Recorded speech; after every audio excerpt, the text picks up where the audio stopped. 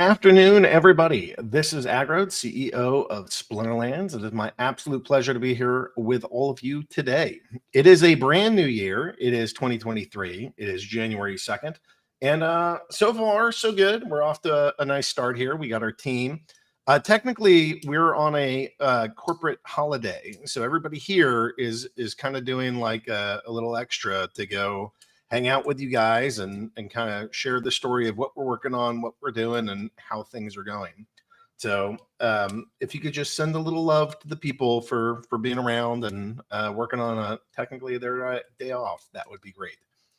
All right, so why don't we do a quick kind of a company stand up and just see who we got here today and kind of what we're going to be going over. Oh, look at that. It's Matt. I don't know if you guys know Matt, but he's the co-founder of Splinterlands. Matt, do you want to tell us what you're up to today? Hey everyone, here to talk about the DECB proposal and just answer all the questions and anything else. Rock on. InvestyGator, how about you?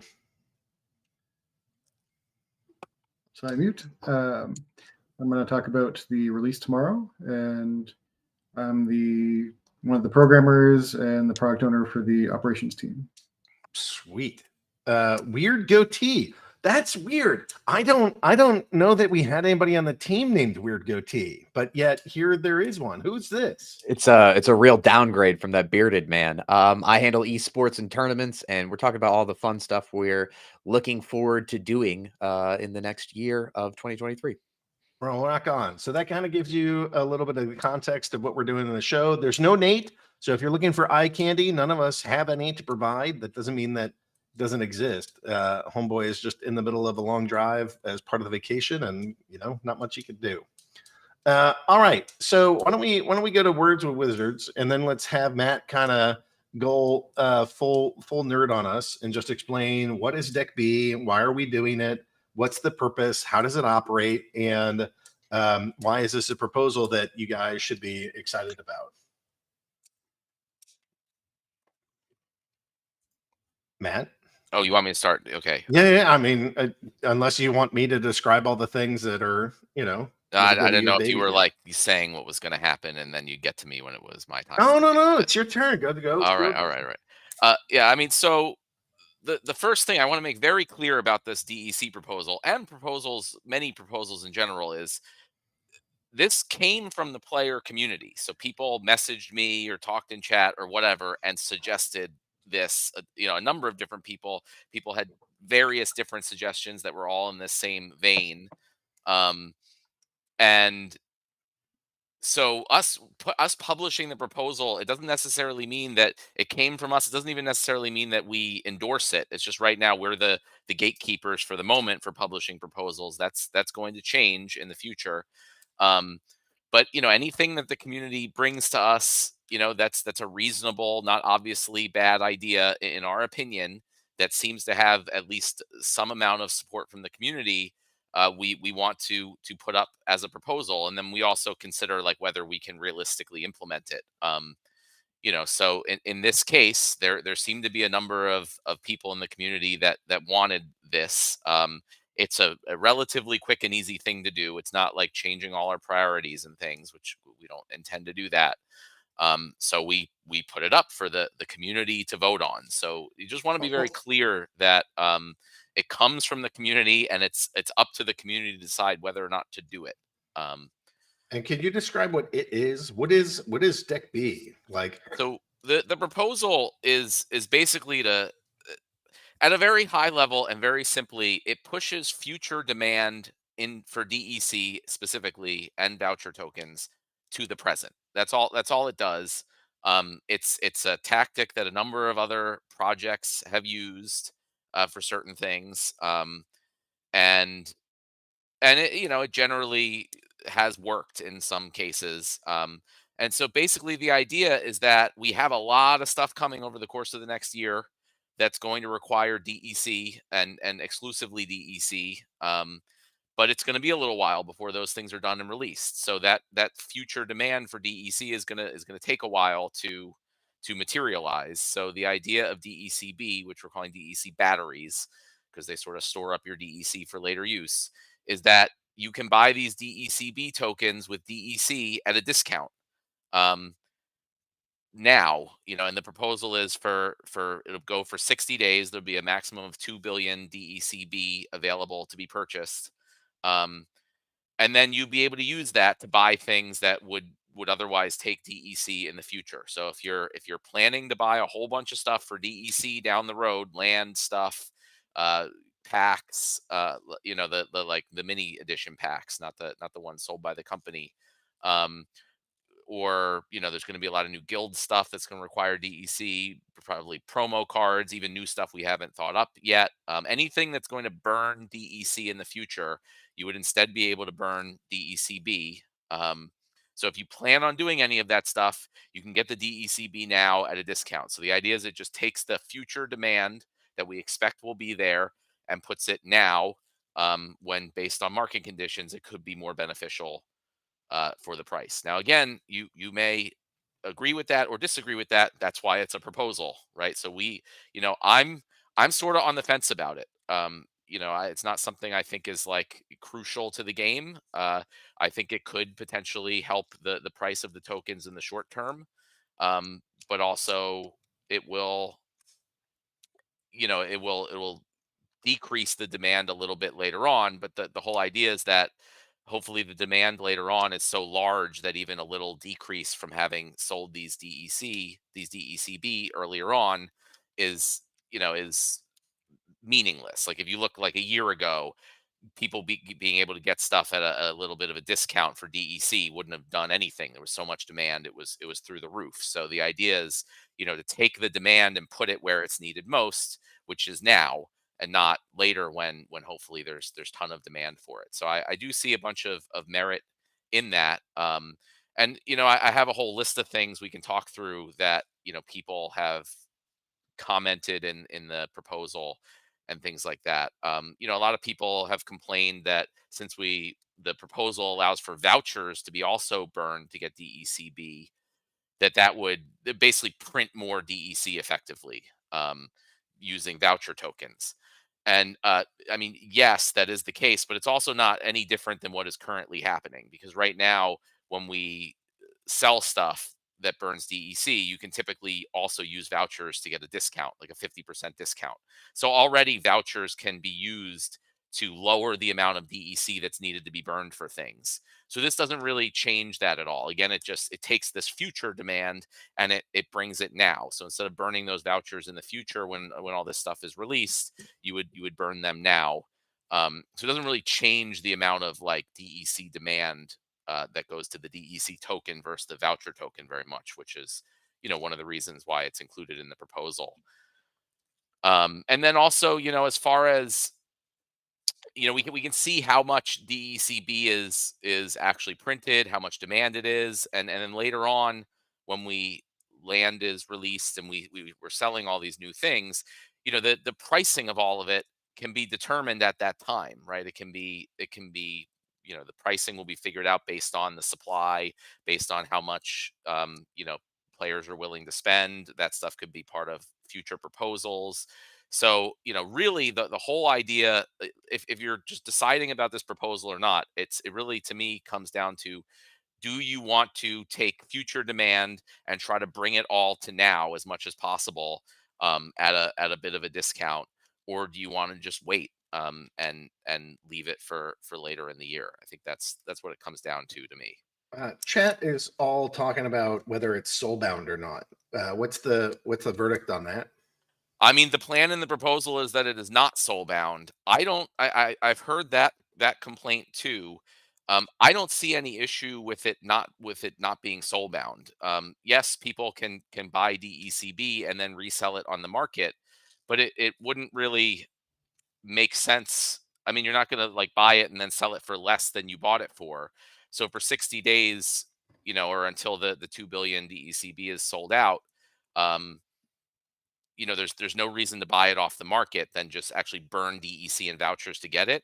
And then it just gives, the idea, I would assume, if people want this proposal to happen, you would want as much DEC and vouchers to be burned for DECB as possible. So you want to give as much flexibility as possible. So let's say you you're planning to buy a whole bunch of stuff in the future, you burn a whole bunch of DEC for DECB, and then life circumstances change or whatever, you have more flexibility there. You can resell them. um I don't necessarily think that that's a problem. I think that that's a benefit. But I would say if the community really feels that it should be soul bound, again, vote against this proposal, and then we could potentially, if the community wants another proposal that's the same with them being soul bound, we could switch to that. But I really, if you kind of think it through, it doesn't like decrease demand for DEC at all. To me, it increases the demand for burning DEC and for selling the DECB, which the idea is that will be beneficial to the whole community. Um, are there any other main points that you want to get across for DECB? I guess the only other one that I have listed that people were like complaining about is that we shouldn't add more tokens, and I find that to be a weird one. Like, there's no like rule or something that like more tokens equals bad and fewer tokens equals good or anything like that. I think every token should be judged based on the merits of that particular token, and then also like, for example, the land expansion is going to introduce a whole bunch more tokens, right? All the resources, the wood, the stone, the sparkstone, Ulana seeds, all that stuff are going to be new tokens, tons of new tokens. Um, and that's really part of the fun. That's part of the game. It's like resource management. So it's like better to have lots of different tokens and have to manage all of the different ones and get the amounts that you want and trade them and all these things. And in some ways I look at the Splinterlands game the same way. All the economy and the tokenomics, that's all part of the game. It's not just using your cards and battling. But again, each token needs to be taken on its own merit. So just adding more tokens doesn't make things better or worse. But in this case, it's a token that, it's not like new players need to ever know or care about this token at all. So I don't believe, there were complaints about that, but I don't believe it adds any more complexity for new players learning the game. But it is an option for people who are into that type of thing, that they can potentially look at for arbitrage opportunities or whatever. So it adds more. I think it makes things more interesting generally having more good tokens in the game. So I don't I think people can argue whether or not this token, the way it's set up, or other specific tokens, the way they work, may be beneficial or not beneficial. But just a general adding more tokens is bad, I don't personally think makes sense. Okay. Um, anything else you want to mention about Deck B? No, I mean, just a reminder for people who are thinking about it, that it all comes down to, do you want to take future demand, and try to bring it to the present and help token prices, sooner rather than later, and offer a discount for doing so. If you do, then great, that's what the proposal's for. If not, vote against it. If you don't like something about the proposal, you can vote against it too, and we'd be happy to put up a replacement proposal, if there's enough backing from the community. So, um, so that seems like something that if it passes is not too far out, because it's really not that much like work to make that thing exist. No. Are there other things that are on your roadmap that you think people would be interested in? While I have you here, what are you? We've done a bunch of work to sort of talk through the roadmap for 2023. Like the last multiple weeks have all been when this, when that kind of discussion. Any kind of high level stuff you want to share on what the enhancement team is working on, and how's the new structure working out? Yeah. Well, I mean, as far as proposals go, first, I think Dave McCoy had a question or like comment that, there's a lot of good proposals or ideas that come from the player base, and the player proposal system may be still a little bit out. So I think it would be a good idea, like he suggested, to try to get some type of, committee of SPS stakeholders that can bring proposals to us that there's community support for, and that then we could just publish. So I'd like to do that, and get that going, sooner rather than later, so we can get more proposals from the community and get them out and get them going. And then as far as I really wanted to have our like updated roadmap ready for this town hall, but like Aggie said earlier, since it's like a day off today and a lot of people have been off for the holidays, we don't have like the nice presentable version of that ready. But what we've been working on over the last 2 weeks, basically, is more organization and structure in the organization to get like clear roadmaps and timelines that we can actually hit. So I can talk about a bunch of stuff on the roadmap. I think it should not be surprising to anybody because it's most of the stuff we have been talking about for a while. But Yeah, just go to high level. I mean, if people, month by month or whatever, just it's quarter by quarter we'll go. okay. But yeah, I mean, the first quarter things, obviously, biggest thing is still land. The highest priority is going to be land for like a year plus at least. So with land market, a cool interactive map view, and then surveying the deeds, so you'll be able to see your what kind of land you got and the rarity and all that.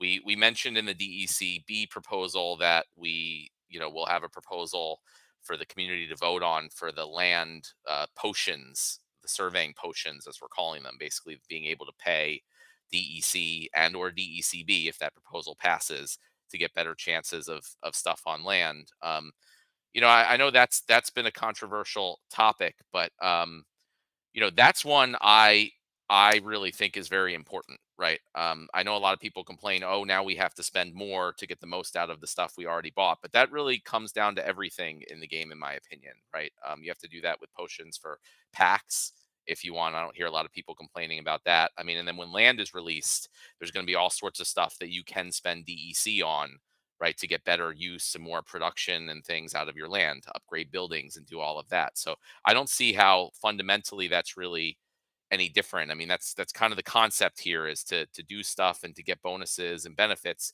You burn DEC tokens and or voucher tokens, and just to be clear, it's not like in traditional games where you're just forking over more money to us, right? This is beneficial to everyone who owns assets in the game, right? So if all the players always vote that they don't want to have to spend more on anything, then the tokens are not going to have value, right? So you can I really think of it more as if you're like business owners, right? And you want people to spend more. And I even me, like, I have a region of land. I'm very excited at the opportunity to spend the extra on those potions should that be approved, right? Because not only do I want better land, but I also want more DEC burned. I want to be part of the collective of everybody burning DEC and or vouchers to just give more value to those tokens. So that's one I would really encourage everyone to think hard about, from like a higher level perspective of the value of assets and things going forward. So that's land. One of the big things we're going to do is season rentals. We've been talking about that for a long time. I really want to get it done. I think that's going to be super important, and that comes down to a lot of the new player experience changes that we're going to be working on. The new player experience changes are like a lot of little things that we're going to be doing just over the course of the year. So like if you're a new player coming into the game, it's clearly like can be very overwhelming. What cards to buy? How do I get them? Do I rent? Like all this stuff. So one season rentals will help with that because you don't have to worry about random cards that you've rented getting canceled the next day or the next 2 days, and like kind of heavily manage your collection. And then once season rentals are done, another thing we want to implement, which will probably be like in Q2 time frame, is like one click set rentals, right? Aggies called them sleeves. We might call them bundles or whatever. So like if you have a bronze level or silver level set of all the cards like Chaos Legion and Rift Watchers, you can bundle them all together in a sleeve. And then you can just put them up for rent for a season or for a month or for whatever it is. So new players can come into the game, they'll get into bronze, they'll get their butt kicked. And then like, we could have a little thing that comes up and it says like, hey, click here, and for $10 or whatever it costs, rentals are pretty cheap at lower leagues. You can rent a max level set of all the cards for that league. And then, new players will, ideally start winning a lot more if they have kind of like max level cards for their leagues.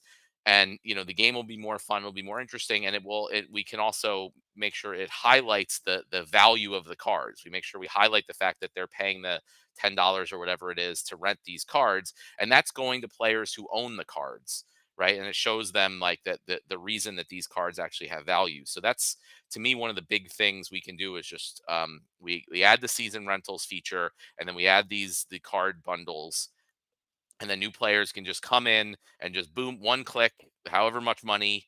Maybe there's a whole bunch of options they can pick, for different prices, and then they can really get the full feel for the game, and then hopefully it'll encourage people to start buying cards also to rent them out themselves. So I think that can bring not only a lot of help for new players, but a lot of value and volume to the rental markets, which can increase card values and things. So those are two things that are high priorities on our roadmap that I'm looking forward to. Um, one thing is we're gonna make the grouping of cards much more intuitive. So we're gonna group cards, on the collection screen and market screens, and in brawls and tournaments by what we're calling sets. So, and instead of like the reward edition having like all these different cards from all these places, some can be used and some can't. Um, each main edition will have a set associated with it. So like right now, the current set will be like Chaos Legion, and that will include Chaos Legion, not Rebellion, Chaos Legion, Rift Watchers, and all of the reward cards that have the Chaos Legion frames. So in the sorting and filtering, you can just pick, hey, I want Chaos Legion set cards, right? And then you can see all those, whether it's promo, reward, the main set, or the mini set. They'll all be grouped together by the card frame. And then if you want Untamed, it'd be Untamed, it'd be dice, and it'd be the reward and promo cards that are associated with that. And then tournaments and brawls, you can just say I want an Untamed and Chaos Legion set brawl, right, which is effectively modern format. And then so there'll be like an alpha set, there'll be a beta set, there'll be an Untamed set, there'll be a Chaos Legion set, and then later this year there'll be a new Rebellion set. So just be, that's a quality of life change. I put it into that category. It should make a lot of things a lot easier. And then it goes also back into the whole concept of card bundles and one-click rentals, right? You can just do a bundle of Chaos Legion set, right? And one-click rent all the cards in Chaos Legion. And then that would include Chaos Legion, Rift Watchers, reward cards, and potentially even promo cards that are in that set. So I think that's will be a really good quality of life change. It'll make it much easier to view and manage card sets and collections. We're With going to do those sets, do you see there being kind of bonus to ability to earn? So if I take all my Chaos Legion and I make a gold level deck, can you see getting additional benefit for having kind of put it all into one thing? possibly. I mean, I was coming at this more from the perspective of ease of like renting or selling as a group. So like a new player wouldn't have to like just pick out all the individual cards they want to buy, but it's like one click, get all the modern cards, right? At the levels you want. But a separate thing is like we could make something where if you make a bundle of the cards that you're actually playing with in your account, that can give you bonuses too. I mean, one thing we do generally want to, try to encourage as much as possible is card combining. I think that's going to be a focus of this year. I mean, it's going to be a big focus of land, obviously. Where there's going to be a limited amount of cards that can go on each plot. So you're going to want max level ones versus, lower level ones. But in general, like, card combining, I think is extremely important for the scarcity of cards. I think I've mentioned before that even like the most available common reward cards, like if they're all combined to max level, or even not even max level, but there wouldn't be enough of them for even the number of accounts that are currently playing in the game. So I think there's going to be all sorts of different things that are going to require or encourage card combining, and the sleeves can be one of them. So I'll keep going through a few more things on the list. We definitely want to. We've talked about a lot of like rule set changes. One of the things I want to do is go to have a possibility of 3 rule sets for like higher league battles, and rule sets that like limit the cards that can be used in different ways. So and then we want to add a lot more rule sets, and not just the simple rule sets, which is all cards have this ability. We'll keep doing those are easy, and those can be cool too, but also just other more interesting rule sets that kind of vary the game up. I think that's one of the ways we can make it more difficult for bots, especially at higher leagues. If we have like lots more combinations and more variation in what cards are available or how they can be used, it'll swing the pendulum back more to players who are familiar with the cards and can think on their feet and make decisions versus bots that are just going off of historical training data. So that's something I think will help with the high level bot situation and just make the game more interesting. So it's not like every battle you pretty much can kind of use the same cards, but you really get a very different selection of the growing list of cards that you can kind of pick from. Um, and one thing that's also definitely a high priority is getting the SPS validator stuff out and live. Hardpoint is going to be focusing on that as kind of his like main thing to just lead that and get it done. So that's something I want in Q1 to have our like first internal test net running for the validators. The validators are also going to bring SPS delegation, and that will lead to then being able to do like the SPS player staking. So like delegation is basically going to be the mechanic that you'll use to stake your SPS on different players. And then eventually my goal is to replace the whole collection power thing, which is a bit of a mess, with SPS staking. So in order to move up through the leagues or in order to get the full rewards, you'll need SPS staked instead of just collection power where you just go get like an alpha gold foil or something, and it's a very gameable system versus SPS. You either have it or you don't. It's pretty simple. So that would be like a Q2 thing. I think we plan to get to the SPS player staking system. I think that's I covered. Oh, I also soulbound reward cards. That's going to be a Q1 thing. We plan to get that out in January. I think that's a topic people definitely want to talk about. So I can do that now or later. You let me know, Aggie. Yeah, dive into it. Okay. And we're going to take questions at the end. We have a whole list of questions that were posted before the town hall that I want to get to all of them. We'll get to more questions. I hope we have a time to get through all of them. But at a high level, the plan that we are going to be doing is the next set of reward cards is going to be soulbound. So it'll be like gladiator cards. You won't be able to sell them or transfer them. You won't be able to burn them for DEC. A lot of people have suggested, some ways of being able to sell them. So I think the one that to me makes the most sense is that in the future, when there's a new set of reward cards that come out and the initial soulbound ones stop being printed, I think then it would make sense to make them available for sale, potentially for a fee. Not sure. We have a bunch of time before that'll happen, though. So, I generally want to push off that decision, but I think that makes sense. I got to keep pitching my idea here that so I do like the idea that you can't swap them around initially and you got to wait until they go out of print. But later on you can, and the thing I think should trigger it is that you have to stake DEC into the cards. So just like now, you could burn a card and you get 5 DEC or 15 DEC out of it or something. I think players should have to stake DEC into the cards in order to make it so that they're transferable. So that's my take on how that should be handled. Yeah, I mean that's fine too, but I do think it makes sense to allow them to be transferred and sold in some way once they're out of print. I would really hesitate to do that before they go out of print, because the whole idea of doing this is so that players have to you have to play the game, right?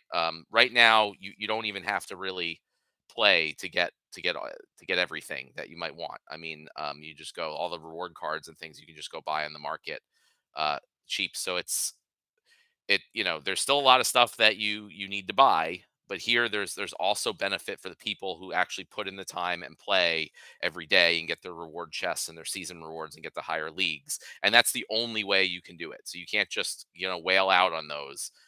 You actually have to put in the time and effort and play. I think that's going to be very beneficial for the game overall, and for encouraging people to level up their own single account versus splitting stuff up against among 1,000 accounts or whatever, to try to get those reward cards. And we plan to make those reward cards pretty good. Like you're gonna want these cards, and obviously the higher level chests, the higher league chests are gonna have better chances of getting gold foil cards, better chances of getting legendary cards, even better chances of getting epic cards.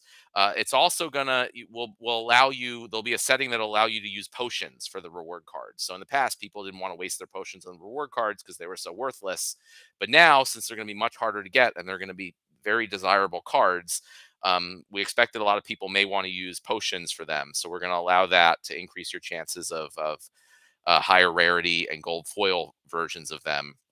And that should also help demand for DEC too, because when potions are purchased with DEC, the DEC is burned. So that's another way we hope that DEC demand will increase, and that's something that potentially DECB could be used for, assuming that's approved in the future. And we may also look into adding back. There was like a quest potion in the past that increased your chest rewards. And so we may look to add something in like that as well if people want to even get those new reward cards even faster. um and I can, we don't have Nate here, so there's no eye candy, for which I apologize. But I can talk a little bit about kind of the plans for the reward cards, which I think will be pretty exciting, or at least Are interesting. there any new abilities that are coming with these reward cards? Yeah, there's gonna be some new abilities, and I wanted to make it like a little more interesting than we have in the past, with just like oh, here's some new abilities, and that's it. So one of the things we want to do for summoner, a summoner ability, we're calling conscript. It could be something else, but it will. We want to add a summoner ability that will, if you play that summoner, it will allow you to use one gladiator card in non-brawl matches. Um, and obviously the summoners will cost more to compensate for the fact that you'll be able to use a kind of overpowered gladiator card, in order to make that balanced. But one of the things is we feel that that's like a really cool and interesting way to help bring guild stuff into the rest of the game, make merits more valuable, and make sure everyone's in a guild, make sure everyone's brawling, and just really increase the value of all that. And those summoners, if used in a brawl, then it will allow the use of two gladiator cards instead of one. So basically increases the amount of gladiator cards that are able to be used, by one. So I think that's really cool. It's going to make those really interesting summoners to get. So again, we want people to really want these reward cards. The next new ability focuses around cards with no attack. Um, so one of the things I've always been thinking, for a long time, it would be cool to add like a new attack type to the game. I've never really had one that I thought like was really good and made sense. We might look into something like that for Rebellion, which I also want to do some really cool new stuff for. But in the meantime, I thought it would be good to focus on, we sort of have a fourth attack type, which is no attack.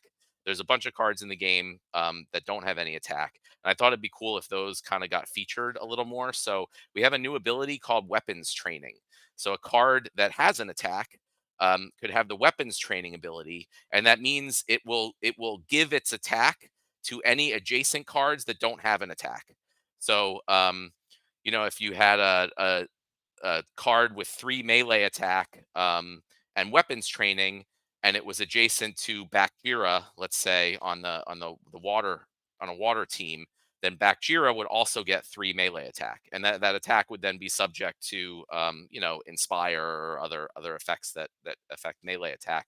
But it would also still be considered a card with no attack for things like the oppress ability. So the oppress ability will become more featured also if people are using a lot of these no attack cards like Almo, Cambio, and all that stuff, along with weapons training to give them attacks.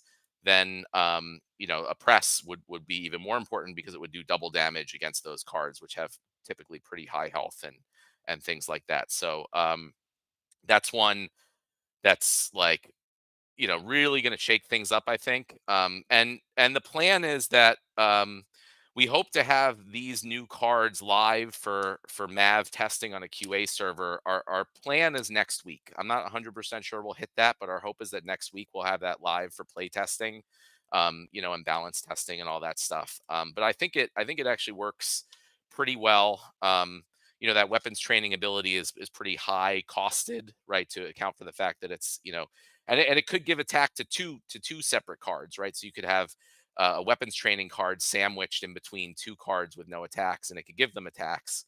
Um, I think it'll be really interesting. It'll highlight the positioning of cards a lot more. Uh, and I don't know. I'm pretty excited about the new Soulbound reward cards. I think they're going to be really good. People are going to want them, and hopefully that encourages people to really play a lot more. It just gives a lot more reason to get higher league. It gets more reason to combine your cards, level up your cards, and all this stuff. And again, a lot of this came from like my personal experience playing. I'm like, I don't care about the rewards at all currently.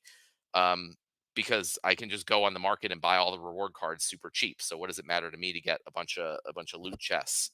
But these type of things, which are typical in most traditional games, there's a lot of things that you can only get through playing. So like for me personally, it's going to encourage me to play a lot more than I currently have been.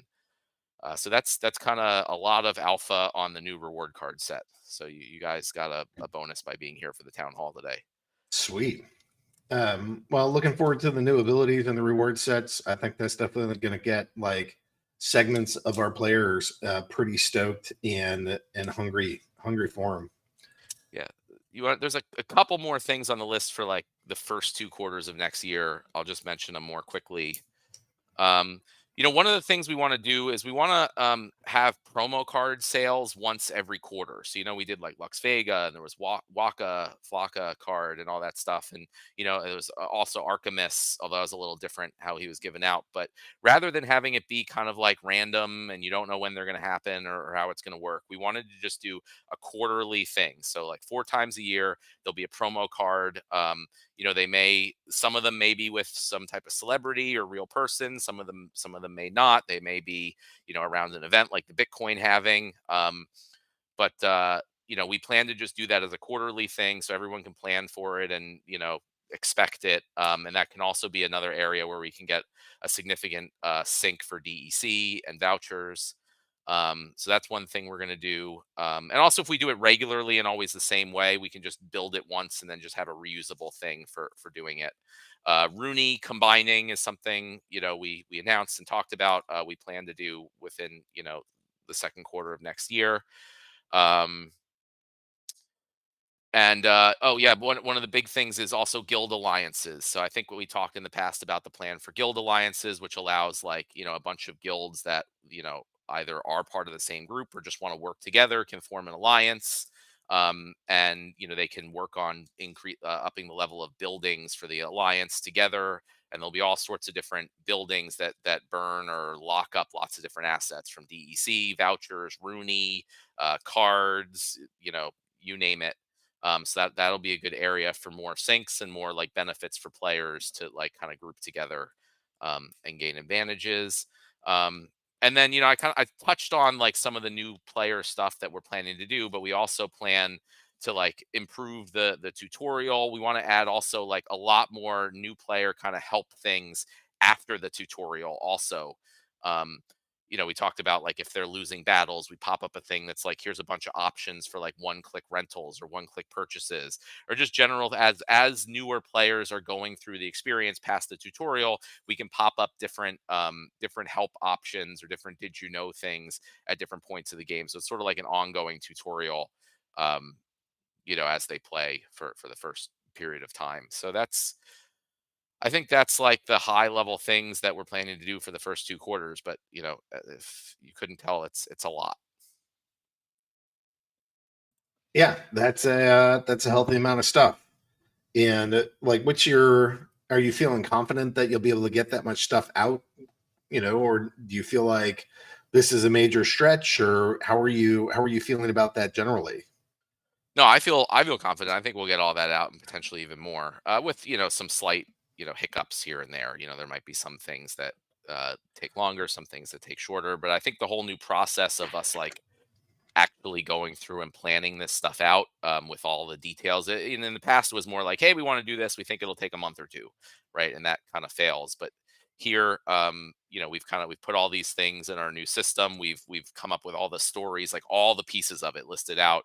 We've gone through them with the developers or the creative team or whatever, and kind of estimated each individual task. So it requires you to kind of go through and think through everything in a lot more detail, which gives me a ton more confidence that we'll be able to knock all this stuff out. Now, typically, if I say, hey, Matt, come join a meeting, your answer is no, go die in a fire. But what about these like planning and like epic refinement meetings? Do you hate those as much as you hate all the other corporate meetings, or do you feel like they're sort of useful?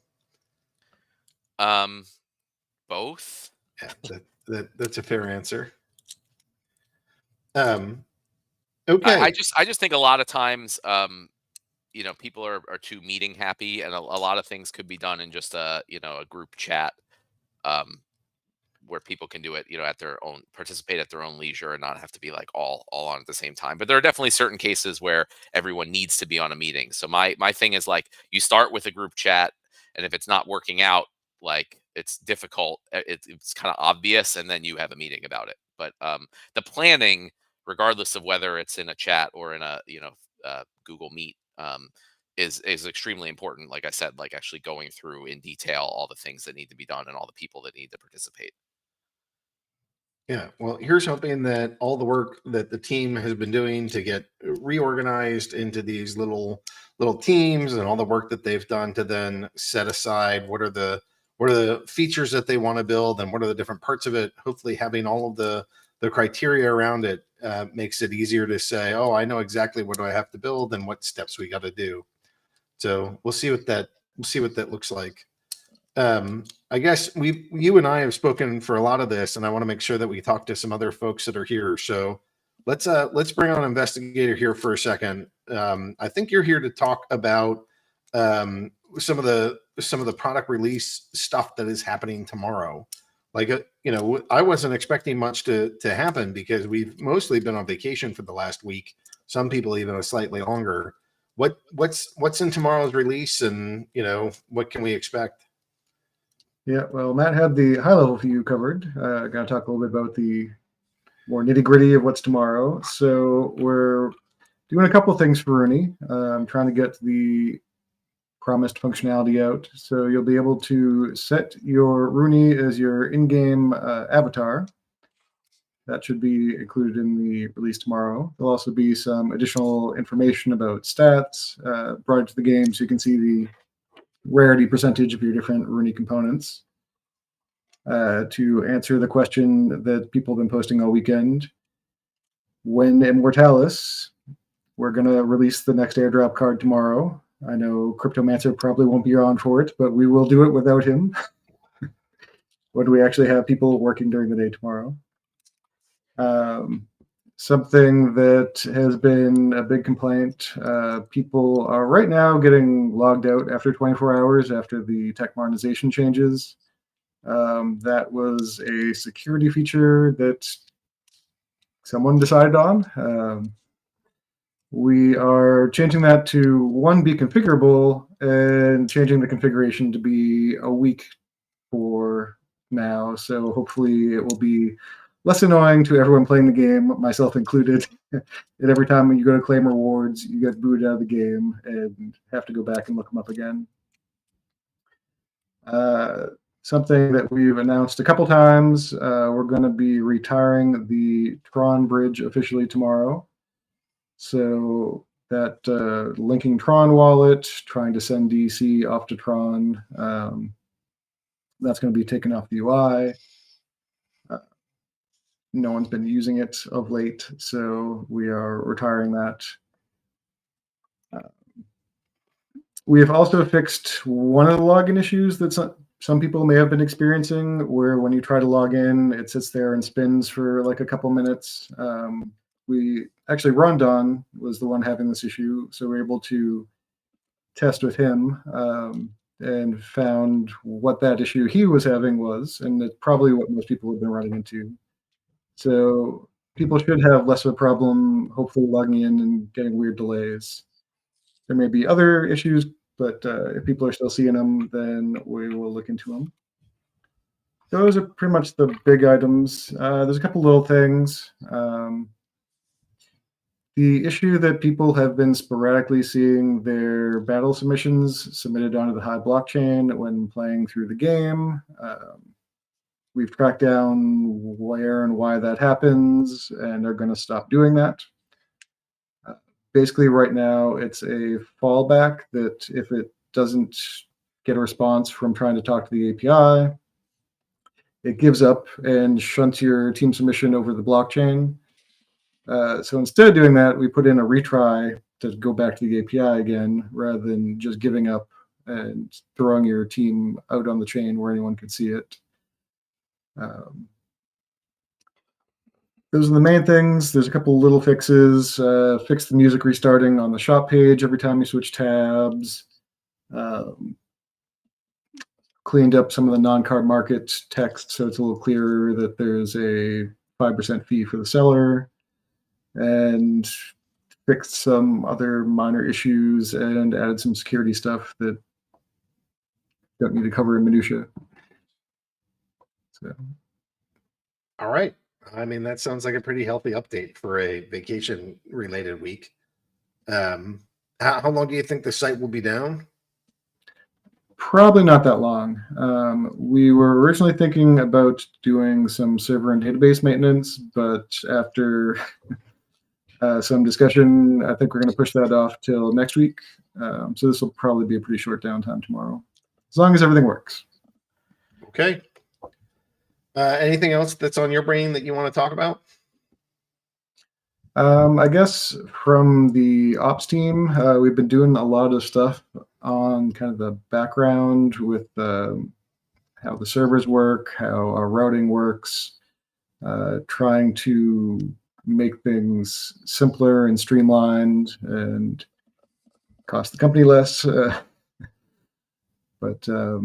So that's kind of what we're talking about with doing server maintenance next week. We may be changing where some things run and changing some server architecture around, and hopefully not burning money on hardware that we don't really use. Yeah, all good things. Bunch of cleanup seems important. All right. Well, investigator, thanks. I think we should go to Brawlhalla and go give our friend Weird Goatee a couple minutes to come talk to us and just tell us what's going on in the realm of tournaments and the realm of brawls. Yeah, what's up? Well, you haven't said this yet. How was your holiday vacation? Did you do anything? Did you get anything fun? You know, I actually took a vacation this year, which is different. I just gave myself some time off, and I played a lot of StarCraft. I just wanted to, I got 5 kids. It's hard to like really go anywhere. True. So it was just nice to there's stuff going on, and I see my players fighting about bots, and they're angry at each other. I'm not doing it today. I'm just mailing it in. This is something that I don't do very frequently. Like I'm kind of maniacally at my desk and like here all the freaking time. But I just gave myself last week to be like, you know what? I'm not doing that. We'll just you guys can fight it out. I saw that on Discord. Your status for the most part was set to getting it done, which I was appreciative. Yeah, doing the thing. Doing the thing. I mean, leave me alone. I think that's going to be what I just leave up there indefinitely. I don't know. I'm so glad 2022 is over. Yeah. I think 2023 we're going to be back to like bull market times and life will be better. So I wanted to like provide some entertaining activity that would like just get 2022 over with faster, and we did it. I don't know. Let's get into 2023. This year is going to be awesome. Well, we can talk about some of the things that we're looking at for tournaments and brawls in 2023. Yeah, one of the first ones, are you're working on stuff? You didn't just like give up on the whole damn thing? Not enough. Be like, somebody else will do it. Yeah, somebody else. You take care of this. I'm chilling now. No, I mean, we've done a lot of over the break because there was people there. There's a lot of feedback I've been kicking around a bunch of ideas and stuff that are now ready to go to Matt and our enhancements team and just be talked about by other people inside, right? Like one of the things that I've been working on for about a month now is just feedback on a whole bunch of ideas. So like we don't have to go through, because Matt hates meetings, right? If Matt hates meetings, why do we make more meetings about meetings? Like we just need to do everything we can up until the meeting, have one meeting, and then figure it out from there. What we talked about how we're going to be rolling out gladiator tournaments. That's a lot of fun. I'm very excited for. Yeah, Matt says we can also chat on Slack, but I mean, I don't want to harass more people on Slack than I already do. Gladiator tournaments are going to be fun.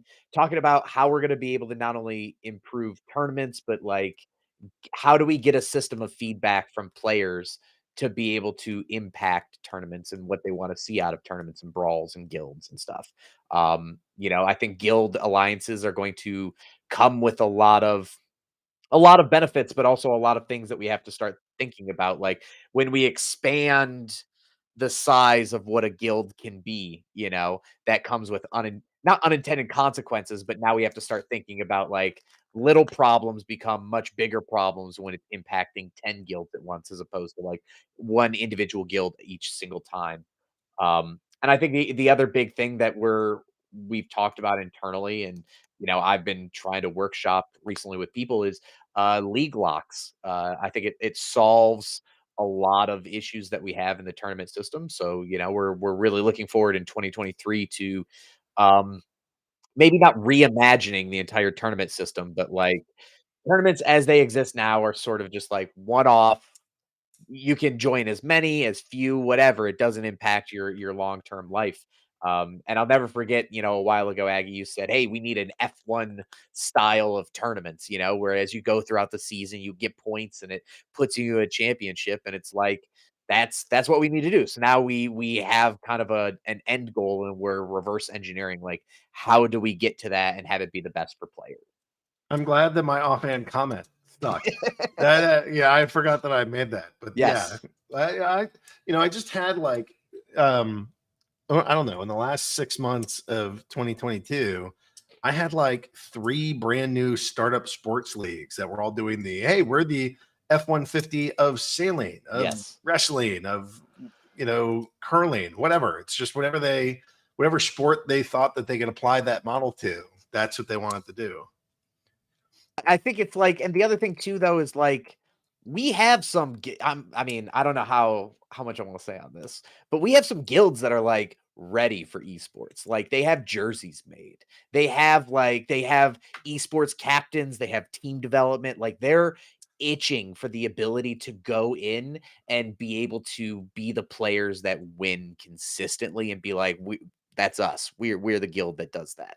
And I think making an environment that is beneficial to the real human players that I see talking trash to each other on Discord every day is going to do so much for just getting people not only invested, but changing tournaments from seeming like, oh, it's a thing. If you have the cards, you can just enter into them or whatever. Like, just see what it is. Like that league aspect, that direct competition aspect, I think is like what it gets people to come back more often, which is what I care about. I mean, are you gonna be wearing like a Team Possible jersey at some point? Like come on air and be like, "Hey, I'm rocking my Immortal Gods today." Listen, I cannot be bought. My loyalty is to nobody but myself. So in every other instance, I feel like they could get you to wear one of the jerseys, but I will say that like I do collect jerseys. So as soon as I see more than the few that I've seen so far, I might pull 1 or 2 out sometimes. Yeah, I do think it'd be cool to go check out everybody in their gear, all like Yes. hats, the little shiny thing on the hat. The ones I've seen even have like the player names on the back, like a Nice. sports jersey. Yeah, They got them designed. Like it's rad. And so like I think we're the way that I look at this, and especially after like our all hands meetings that we've had, 2022 was not only me getting my sea legs, but also like intricately understanding what players for the most part want, and then the people who don't want the stuff that I've talked about, why they don't like it or why they have an issue with it. 2023 is execution. Like, I have talked to so many people. I've talked to people on this team hate seeing my name pop up on Slack, because it's definitely like, hey, do you want to get on a call for 30 minutes so I can bother you about stuff like this? And so 2023 is just, I feel like we have such a really well-defined, we do this, we make it do this, and the way we get there is do this. Now it's just time to go out there and do it. And you know, with the reorganization of the way that internally we're structuring projects, I think it makes it so that now tournament and brawl stuff can get done without, you know, last year we ran into a problem where it's like land is such a big monkey on our backs that it's, you know, like anytime you ask for a new tournament thing, it goes, yeah, but land definitely is bigger and better, right? And you go, yeah. And so you have to just like sit in the corner and wait. And now we're getting to a place where um the attitude I'm always holding to is yes and it's like we're developing and deploying land, and we have land starting to come out. But the yes and portion comes from, okay, what else can we get out alongside of that that's also going to impact brawls and tournaments? Yep. All right, so that's kind of like high level chit chat about brawls and tournaments. Like, Yeah. what's the next thing that you think comes out or changes? Like, what? Other than the gladiator tournaments, I really think that it's figuring out these league locks. I think it's such, like, that's the number one thing right now, because it solves issues with people playing higher level leagues, and then that season league reset to where, you know, if you go down to silver but you really play in gold, you can farm all of the silver tournaments and then move up to gold and be able to recompete there. You know, it also, like, we're looking at ways to be able to incentivize large ghost card tournaments that are like championship tournaments, right?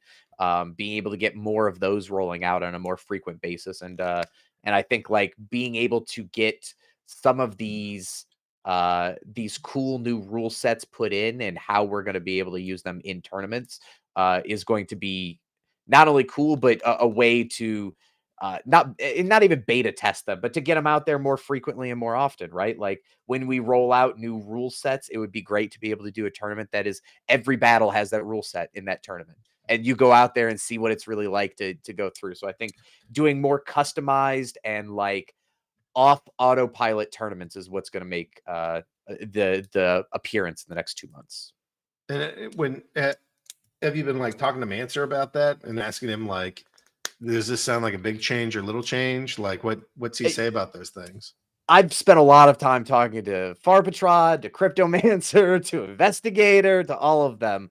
And we have a pretty good idea. I think the non-customized or the more customized tournaments are a super low effort thing. It just takes, like, letting people know ahead of time. I can't just be like, hey, I want to do this tomorrow. We got to have like a few weeks advance notice. You know, league lock stuff is a little bit more, because it's a reimagining of what tournaments are and how they work. But again, like, it's not to the point that, like, it's rewriting everything. It's how do we make this happen alongside the other projects and commitments we already have. Okay. Anything else? Anything else on your brain for 2023, or guilds and brawls or community stuff? Yeah, like, we have a lot of projects. It feels like, and I'm sure Matt's head is filled with even more, because he sees everything. And then I'm very focused on, like, the game and the gameplay and the you know, player interactions and stuff like that. And I think that the first quarter here is just going to be a lot of getting, like, clearing the brush. Like, we're going to be getting a lot of stuff out that's either been being kicked around for a while, or, like, you know, we almost finished it, but then the holidays came, so now we're getting this other stuff out. I think, like, the end of January, it's just going to be warp speed. So, like, I'm putting on my my big boy pants for it. How many pairs of big boy pants do you own? Like 2. I work from home, so not too many. Yeah, fair enough. Yeah. Okay. Well, walk on, Weirdbeard. I appreciate your dedication to this community and trying to figure out, you know, what do they need and what's going to make improvements that are lasting for guilds and for brawls, and staying on top of it, because I know like without having like a real process set up. We're getting into it, but this really marks week one of going down and utilizing that process as it is. Without having that, I know it's an uphill battle to try to get new things in and figure out how that process even works. And I appreciate you spearheading a lot of that. I've learned a lot from watching you try to like figure this stuff out. Yeah, So and thanks. the other thing I will say is, Matt is the guy at the helm right now, and sometimes the guy at the helm isn't always able to just do whatever he wants. Like, he's beholden to like many different people that are pulling and pushing him in directions. It's not just like Matt wants to do it, so everybody gets to do it. So, like I want to be appreciative of Matt and the fact that he has to juggle so many balls in the air at the same time with stuff like this. And like, for me, it's always easy on the outside to be like, all right, cool, let's do this and name one thing and be like, this is really dope. We need to be doing this. Trying to work with Matt and make sure that, being empathetic of the position that he's in is a big deal as well. So yeah, it's a rough position, and I get it. Okay.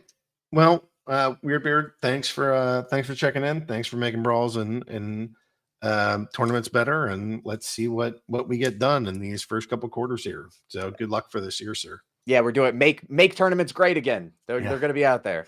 Yeah, it'll be awesome. All right, let's go pull on Rondon and see if the Master of Clowns can kind of walk us through what's going on with Splinterlands TV and how we doing, Ron? Oh man, we've had a wonderful holiday season.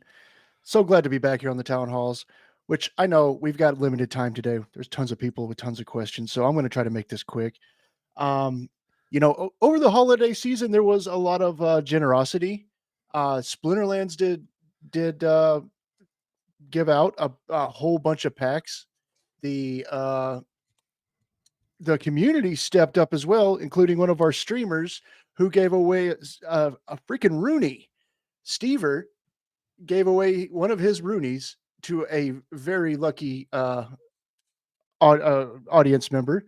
And then we had an audience member that was giving away plots of land to the streamers. So it's been a pretty tremendous week there on Splinterlands TV.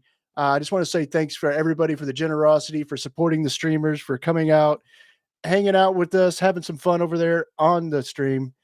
And yeah, but you guys probably want to hear some clip of the week. But Ag, did you want to do the shout outs first? Yeah, I was actually trying to just pull them up, and it's not in the question, so I need to go find it maybe in Discord. Let me go. I can't wait to butcher all these things in the new year. All right. So Ron is telling me we got some folks here. And I don't know if you know this, but if you watch a bunch of Splinterlands TV, you get channel points, and then you can use those channel points in a number of different ways. You can challenge the streamers, you can do a variety of things. One of which is to go get a shout out live on air by yours truly. And it looks like Liberty Guy Off Grid, Kira, Jim Morgan, NH, HNH, maybe that's a New Hampshire thing. I don't know. Carl O'Carl 17 and Big Barger. You guys are the Big Barger 99. You guys are the ones that watched enough of Splinterlands TV. You redeemed your channel points for shout outs, and there you go. You got the CEO calling out your name in the middle of a stream. So thanks, guys. Yeah, thanks so much, guys, for being awesome. Now, we've got some clips of the week, and this one relates to one of the things I mentioned earlier. We've actually got two clips that are quite similar, but different reactions to each. So the first one I want to show you guys is Boo Tops. Boo Tops just got overwhelmed by the generosity over the holidays, and I thought it was pretty special. Let's Wait. Wait. Wait. Wait. Dude, did you just give me a flag? Thank you very much. Thanks, Walk the Green. Thank you. And now I don't have to save for a plot. I couldn't catch a word. What did he get? A plot. He got Oh, a a land plot. plot. Nice. So Walk the Grid has been going around, and I can't remember. I don't know how many exactly he's given away, but he's given away a few land plots to the streamers over the holiday season, which was just absolutely generous. Thank you so much, Walk the Grid. But that leads us to the next clip, in which, yeah, it's kind of the same, only different.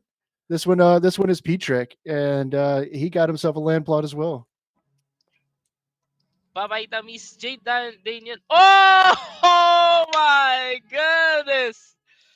Oh my goodness! Oh my goodness, guys! Oh my god! Thank you. Oh my god, thank you so much. Bro! Thank you, my brother. Walk the Grid. You have received one plot from Walk the Grid. Oh my god! Thank you so much, brother. Now, So there was you he go. was he wearing a Splinterlands jersey in that clip? I believe so, actually. I mean, let's go look at that again. That was actually pretty sharp looking. Papayta Miss Jade Daniel. Yeah, I mean, Oh my yeah, look at that. It's goodness. Splinterlands. It's the monster mouth. Oh my goodness. He's like streaming in a jersey. He Oh looks so my lit. goodness, guys. Oh, P-Trek is a diehard Splinterlands fan. He always has been. I'm pretty sure, he's among the top people that are just really cheering on. And I mean, I got to say that's one of the things that's been great working at Splinterlands TV. The just the diehard community that comes along with it, the people who just really like believe in this game, really have fun with this game, and really want to promote it. That's who I get to hang out with every day, and it's been pretty awesome. I mean, we're down here at $16,744 Bitcoin after it collapsed from 70,000, and you still have people going nuts. I mean, we definitely have a base of hardcore fans that, doesn't matter what the markets do, they're here and they're here all the time. Absolutely. All right. Well, that's about it for this week. And everybody who won the clip of the week or were runners up, expect your payment sometime later today. But other than that, thanks for having me on. Sounds good. Let's go back to everybody, and then let's try to go through some of these pre-sorted questions. It's only a page of them, so this should go through pretty quickly here, and then we'll dive into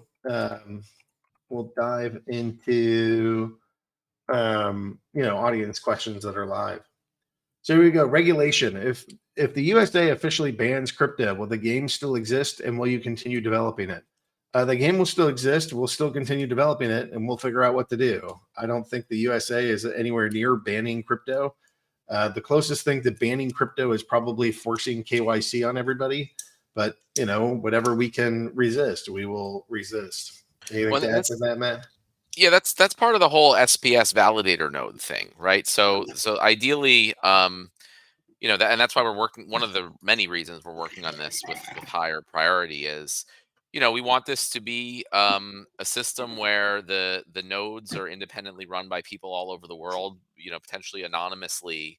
So it doesn't matter what any one country decides to do as far as crypto is related. And we'd like it to be a case where our company really isn't directly involved at all. Like the whole goal of this whole thing, for me at least, is that, at some point we get to the point where our company could even not exist at all, and this entire ecosystem can still operate. And we have a long way to go to get there, but that's the goal. So it'd be similar to like Bitcoin or the Hive blockchain, right? There's no company or group or organization behind it. There are companies and organizations that work on it and contribute to it. And we plan to always, be doing that if we can. But, ideally, when we get the validator nodes out, it'll begin with the SPS token and related tokens. So that would be, it doesn't matter what the US does or what happens to our company, as long as people continue to run that code, around the world, people can still participate in that. And we want to expand that to the NFTs and to DEC and even to the gameplay in the future. Deck B proposal. How much dev time would be needed to create Deck B, and would dev time be taken away from tech modernization or really whatever else to create this bond with the batteries? It's very little, and that's why we opted to include it. Or do it now or soon. It's very simple to do. So Will Splinterlands ever buy back Deck B, or will it remain a permanent pressure on DEC in the future? well, um so I'm not. That's a strangely worded question. Like buyback sort of sounds like it's some like stock or something that we sell or something like that. Like we're not selling Deck B or anything. It would just be burning DEC. And so I don't know, when you say like permanent pressure on DEC, it's not adding really any pressure on DEC. It's just burning DEC. And yes, it will, you get a bonus, right? If you burn DEC, you'll get a little bit more DECB. But again, the whole idea is that like in the future, when demand picks up again, that little bit of bonus will be insignificant versus now where seriously incentivizing people to get and burn DEC could be very significant. So that's kind of the whole idea. So no, Splinterlands isn't gonna be buying it back. It's like it's not ours that we're selling, and I don't really consider it to be putting significant pressure on DEC in the future. Did someone ever post the answers to the Rooney ARG game on the Discord server? Weirdbeard, do you know if the answers were put up for that? I don't believe that the answers were put out publicly. So my answer would be no. Okay. Suggestions, feedback. Can we please get rid of the auto logout after 24 hours? Yes, that's already happening. Can we break down proposals to have more granularity in the vote, such as multiple choices or multiple yes/no questions within a proposal? The current proposal system is kind of limited, and people may vote no to disagreeing on specific details, numbers, etc. Proposed short-term workaround is to have multiple yes/no proposals that are conditional upon other proposals passing. Yeah, it's something I'd like because I agree it's difficult, but it's also really complicated to figure out how we make that work. I mean, a lot of these things are like, oh, why don't you do this? But then when you sit down and you try to go through how exactly it should work, you're like, oh, it's there's kind of a lot of questions and it's more difficult than you might think. So I want to, at some point, yes, we'd like to figure out a good way to do that, but I don't think it's as simple as just adding more granularity. And yeah, maybe we'll do some multiple yes/no proposals in the future to give that a try. With all this crypto zoo news going on, I'm starting to wonder if Splinterland should try to bring in some of these people that unfortunately got scammed. They all jumped into the crypto zoo project because they were in search of a really fun game that can earn you money. Seems like it'd be rather easy to make an NFT with an inviting message, like a free spellbook code attached, and send it over to each account that holds a crypto zoo, egg, or coin. Has the team considered anything along the lines? I mean, I can tell you inside of the marketing bubble that we are in, we're definitely aware of a bunch of these, other projects and other kind of factions of people that are out there searching. I think it's more about finding a unified line. Like we don't want to drop a marketing campaign just for Crypto Zoo and then a marketing campaign just for another project and a marketing campaign. You know what I mean? Like it's got to be kind of an all-encompassing one. I guess we haven't specifically talked about reaching out to Crypto Zoo people that were involved in that project. But I don't. I'm always somebody who wants to bring in more people to the tent. So I see no problem with it. But it's it's a time and effort thing as opposed to like a functionally opposed to doing something along those lines. Yeah, I think that's a pretty good answer. Okay. I've been playing Splinterlands for about 15 months and I have invested a lot. Unfortunately, Splinterlands is now often decried as Botterlands in social media comments. If the technical solution would be really simple as Tales from the Cryptmancer suggests in his latest video on YouTube, keyword solution to all of our problems, then implement the hell out of it. The economy might groan at first, maybe even collapse, but I know some people who would then invest heavily again and finally real players would want to play in the game again. I have the willingness to invest depends strongly on emotional involvement. This is being eroded by bots. Emotions only arise in a player versus player battle where a victory also feels like a victory. I guess it's not quite a question, but anybody kind of want to respond to Splinterlands is now Botterlands? Well, let me put context to it because they bring up a content creator and their solution. Number one, I don't think anybody that works at this company is an idiot. Like, we may not be smart, but we're not idiots. And so if there was a simple, like, hey, fix everything type solution out there, I feel like that would be a thing that would have been discussed already internally. A. B. I think that also there's never a shade of like black and white on issues like this. Bots as a whole, there's a couple of like humps you have to get over. First hump is, okay, the company is very committed to being decentralized and not being like the arbiters of what is a bot and what isn't a bot. That also doesn't stop, like some work in trying to prevent abuse of certain systems. And then it also comes into, I'm somebody who's talked about wanting to implement bot-free leagues. You call them human-only leagues type of a thing. A lot of these things are not just identifying a problem, but how do you solve it and how do you solve it accurately and not just do everything you can that you think is going to work and then only some of them work and then causes a worse situation. I know Matt would probably be able to have a better technical grasp on how to do certain things and what is and isn't a feasible position for this company to take. But what was the suggestion in the video? Did it's essentially revoking the battle ape. And again, this is by memory. Please, I don't want to be roasted, but it's revoking access to the battle API and making it so that you would have to whitelist in the people who are able to access it and essentially be able to use it. Oh yeah, I mean, well, technically, it's super simple, right? I mean, banning bots is just basically there's some group of people, whether it's us or other people, who say who can or can't play the game, right? That's what it comes down to. It's Correct. very easy, right, to stop certain people from accounts from playing the game and or not. So technically, there's no real big complicated issue there, right? So kind of the whole idea and theory behind decentralized applications and blockchain and crypto is that there is no group of people who decides who can or can't participate in the game, right? Because then it gets, right now, sure, it's real easy. You can tell, everyone says, oh, I'm playing a bot or I'm not playing a bot. A lot of accounts are named bot or whatever. But as soon as we say, hey, bots can't play, right, then all the bot operators just make their bots look like they're real people, right? And so then it's this cat and mouse game of trying to figure out who actually is a bot and who isn't. And anyone who's followed Axie Infinity knows that there are tons of people who get banned, who have their NFTs frozen and all this stuff. And they're supposedly, at least they say they weren't botting, but whatever algorithm or group that controls that has decided they are, and they get banned and their NFTs get frozen or whatever happens. So,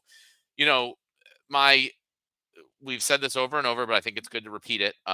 Yes, I think the bot situation in the game right now is a huge problem, and it is important that we try to fix it. I don't think the way to fix it is to go the traditional game route of have a group of people who decide who can and can't play the game. I think the way to try to fix it is to try to make the game be built in such a way that bots do not have an advantage and potentially even have a disadvantage over human players. It's possible that we will not be successful in that. I don't know, but we have a bunch of things that we plan to try on our roadmap over the next 2 quarters, and we'll keep working on that. And I think that's like what we're here for. We're here to try to do this a different way. We're here to try to have it be the case where anyone can participate and you don't even know or care. They're anonymous, right? We can implement KYC, right? And for every account, right? So then we know at least they're real people. They could still be using a bot, but they wouldn't be able to multi-account or whatever. There's all these different things, but that's not what we're here for, right? So I said we do want to fix the problems that are being caused by the prevalence of bots. That's really important. But I would personally prefer not to have it be a situation where there's any group of people anywhere that can say which accounts can or cannot participate in the game. As far as tournaments go, that's different though, right? Because tournaments have Yes. sponsors. And if someone is putting up money to sponsor tournaments, and most of the tournaments are sponsored by the SPS DAO, right? So if you are an SPS holder, you are a sponsor of the majority of the tournaments that happen right now.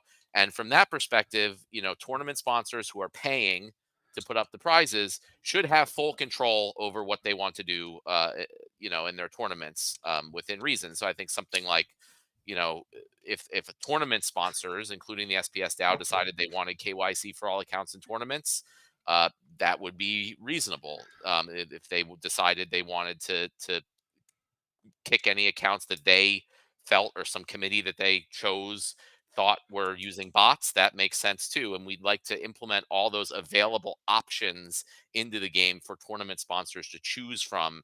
And then for SPS sponsored tournaments, there would be DAO votes to decide, which tournaments have which set of restrictions. Yeah, I also want to say that we have discussed, I mean, there have been discussions internally, especially, talking about human only tournaments type of a thing. How to find the right solution, right? There's many solutions.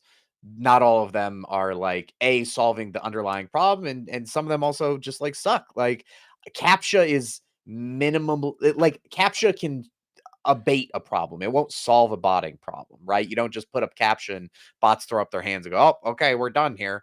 But it also kind of sucks for a player experience to have to run through and do CAPTCHAs on a frequent basis as well. So it's I just want to reemphasize that nobody here is actively going out of their way to be bots, my favorite. I love them so much. It's how do we do it, and how do we do it the best for players, and how do we do it while also still kind of staying true to this mission of being a difference maker from a Web 2 game.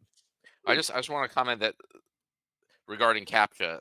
So far, CAPTCHA is actually the only way that humanity has found to actually prevent bots from being able to do things. So it is very annoying, but no one in the world has found a better solution that that bots can't pass up. But so that's the way that it could just be, that bots couldn't directly participate, and a human would have to actually be doing it. And probably the only real effective way we could do for things like tournaments. But again, it'll be up to the tournament sponsors to decide how they want that to work. My next business is going to be an AI business that creates bots that solve CAPTCHA. Well, Good luck. I mean, there are those, and that's why CAPTCHAs have gotten more involved. They've gone from very simple, enter the word that you see, and then the letters got more and more scrambled to where the point where humans can't even read the darn thing. And then they go to these things with the pictures, right? Because that happens. And in the CAPTCHA too, I can't solve them because it'll be pick all the parts that are a traffic light. But then one of the pictures has just the slimmest margin of a traffic light. And it's do I pick it? Do I not pick it? Is it going to say I'm a bot if I pick it and it's not one?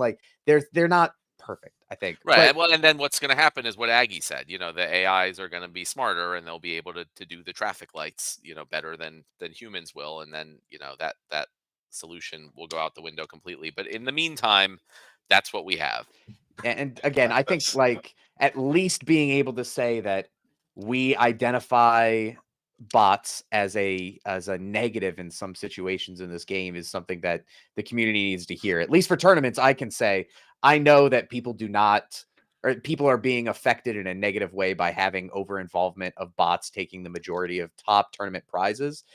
So identifying that and wanting to alleviate that is important for me in the tournament scene. So there was a meme that passed my scrolling not that long ago, and I put it in chat of just to prove you're a human, please answer the following math challenge. And it's something that you have to go to college for 3 years to be able to solve. It's all right, either do that or no playing for you. I think that's a reasonable request of that community. Of if you'd like to play, just solve these complicated problems. Okay, I guess Kira's kicking us off with the next segment here. So Do we want to get to the questions that were posted in chat from before? Yeah. Okay. Kira, you're gonna have to hang up. There's some pinned questions in here. We're gonna go to the pinned questions, and then we'll work our way down to yours. So you guys can go ask your questions, put them in, and we have 35 minutes. So that's actually a pretty decent amount of time here, and we'll go through them. Although, no, I can find it. I found them now. All right. Free is asking 1229 of 2022. This is the pin message from 4:10 a.m. Kind of a weird question. Did someone ever post the answer to the Rooney ARG? We answered that with a no, we don't think we did. Kaz is asking, can we please get rid of the auto logout? Yep, that's in this next update. Stever's asking, please confirm if staking SPS on players will be required to earn any SPS rewards. I don't see how cards can hold value if they don't earn anything for playing the game without SPS staked onto the account. Matt, when we do that, is it a binary of you need to have some or none, or how do you envision player staking requirements looking like? So it's not 100% figured out. Obviously, we'll talk about it more when we have that figured out and ready to go. I imagine it's going to end up being a bit different than maybe it is initially planned in the white paper. As as time goes on and you learn more things, there's a lot of things that you can change. But I mean, we're at a high level, we're not gonna like do something that would just make it so like the cards don't have any value and like people don't want to play. Like that's our goal is to make it a situation that both really encourages and values SPS, but also like makes sense for new players or players who don't have any SPS, whether they're new or old, to still be able to participate. So I don't have the details on that, but we're gonna try to do it in a smart way, and also incorporate community feedback on how exactly it works. Okay. Free is asking 123122 Splinterlands giveaway for streamers. We have a new viewer in Splinterlands. We would like to help him out. Give him a spell book. Is there a way to send the spell book code to someone? We don't have a way for like just players and things to do it. Employees are like we can generate spellbook codes to give out, but there's no way to buy like a gift card code or something like that currently. Yeah, message me free. All right, Sinister's asking, since the deck B proposal emerged from a town hall question recently, it was fast tracked as a technical solution and DAO proposal so quickly. Can we get the same treatment for a community proposal with a lot of current traction and support? That being turning off the battle API and subsequently only allowing DAO approved and whitelisted third-party apps to utilize it moving forward. Usage of the battle API is not a God-given right, and like other options or features of the game, such as quest potions that are deemed detrimental to the health of the game or its economy, can be disabled or removed. If this is not a DAO proposal that will move forward from the team, can you let the community know the reasons why or why not? So I mean, I talked earlier about like wanting to get more community proposals like to us to publish. But this, I still don't think this makes any sense. You said to whitelisted third party apps to utilize, but everyone who plays on you play the game through the website, you're using the API. Like that's just how it works. So again, this goes back to what we talked about earlier. The proposal is essentially, do we want to have a group of people who decide who can or cannot play the game? And ultimately, we will have player proposals at some point, and people may propose these things. And if the majority of the staked SPS holders vote that they would like to have a committee of people that say which accounts can and can't play, that's something we'll have to discuss and consider. But again, like at a high level, the whole idea of proposals is that they are part of the SPS DAO, and they are related to the SPS and related tokens like vouchers and license tokens and all that stuff. Excuse me. That's what the DAO controls. Gameplay things like the battle API are things that we the company control in running the game. So we definitely take community feedback very seriously and often put up proposals for those things to get the community's feedback on them more directly. But I think we need to we need to create a system where until player proposals are live, that we can get certain, proposals that have a bunch of community support, like kind of going through a process to refine them and get them ready to be an actual proposal, or explain why they can't be, or they don't work. So hopefully that kind of made sense as to why this one doesn't make sense in the way it's listed here. But hopefully that answers that. Joe Dredd is asking, something similar to this was proposed or mentioned already by Aftersound, but would it be possible, instead of burning Chaos Legion packs, to take the 25,000 packs being burned and put them into a special prize or promotional fund account the company would use to replace the DEC leaderboard payouts?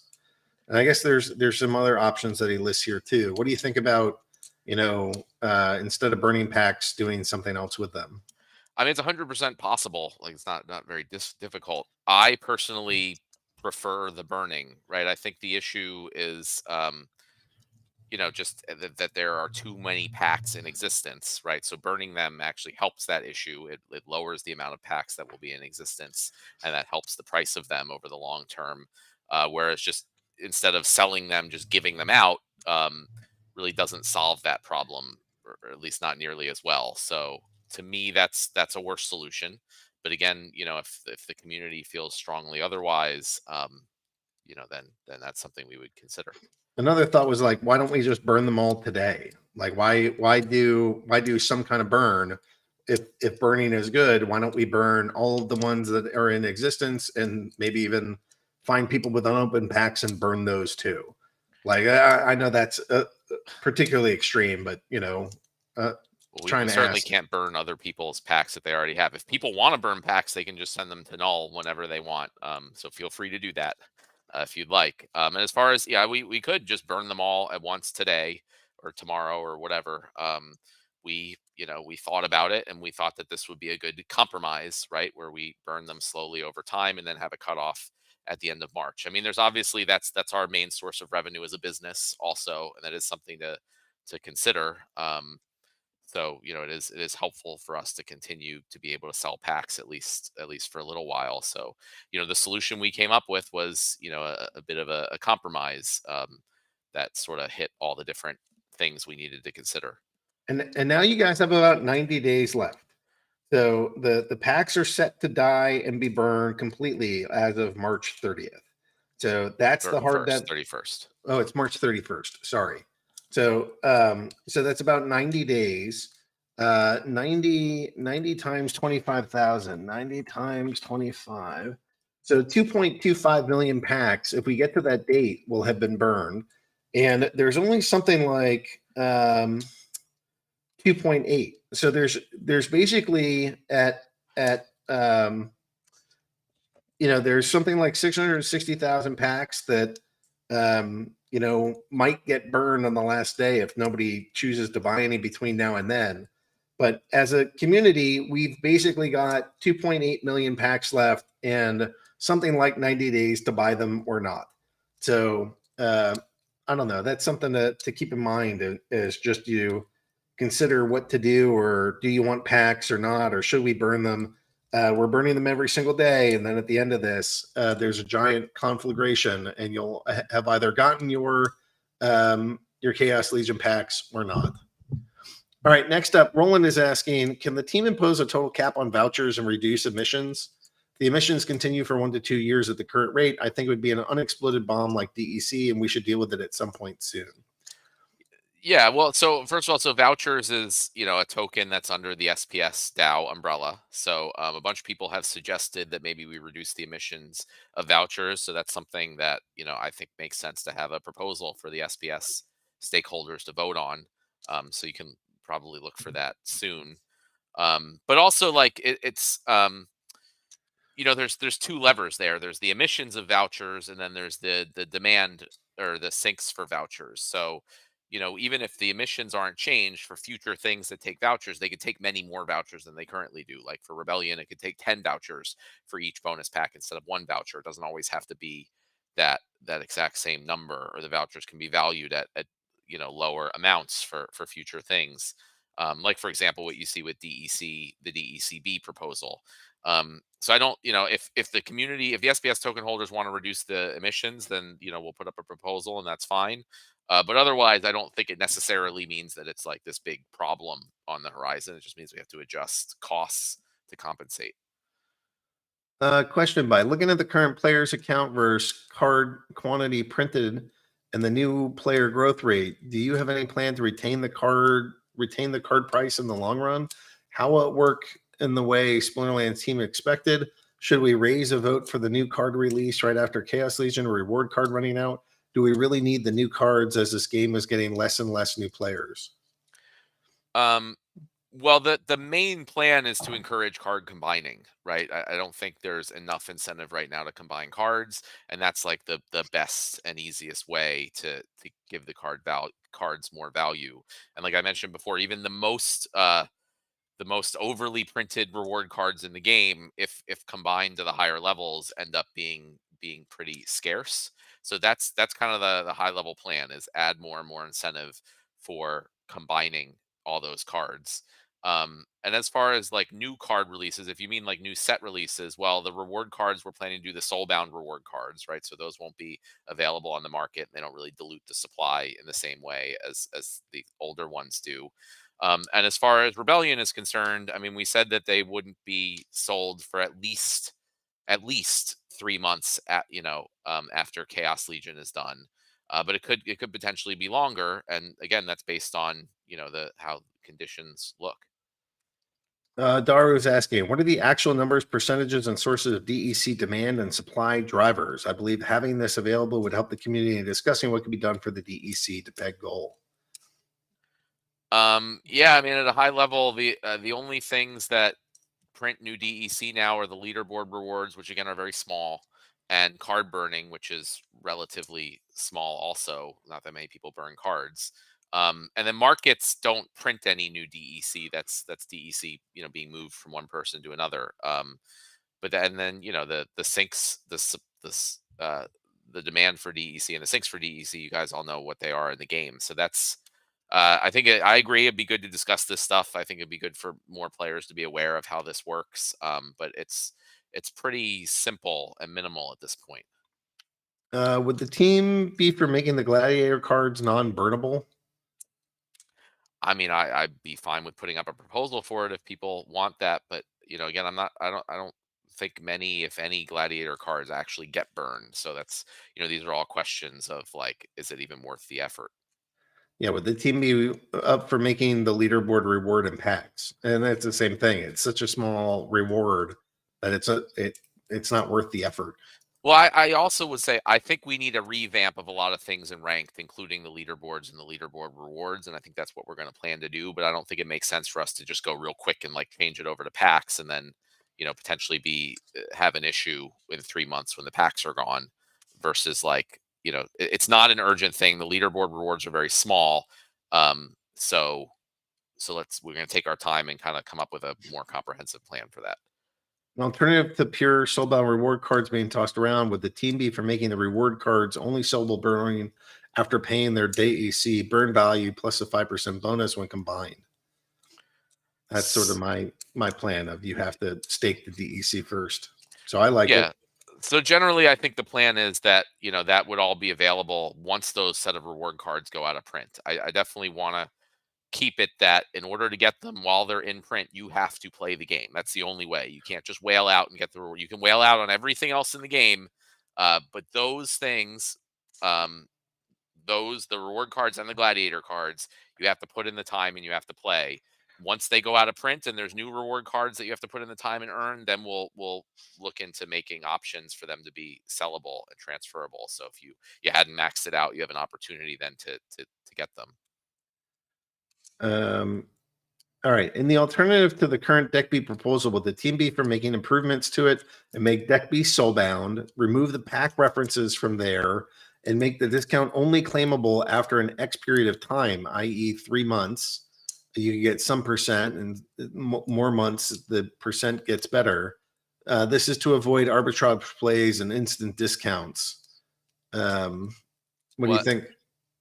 So the soulbound, I don't really actually think that changes much of anything. I don't think people. I'd be open to having more discussions about this, but like I've thought it through a lot and the situations, and I don't really think it's as big a deal as many people are making it out to be, and I think it gives more flexibility, which will make hopefully more demand to burn DEC and vouchers for them, which I think is good. I think the whole idea of the increasing discounts over periods of time, I did think about a lot of different ideas like that, and ultimately they're a lot more complicated than the way we proposed it, which would make the whole thing take more time to like figure out and build. So that's why I kind of avoided that. And I don't think there'll be like again like these significant arbitrage plays or instant discounts. I mean, yes, there's an instant discount. That's the whole point of this, is to give a discount.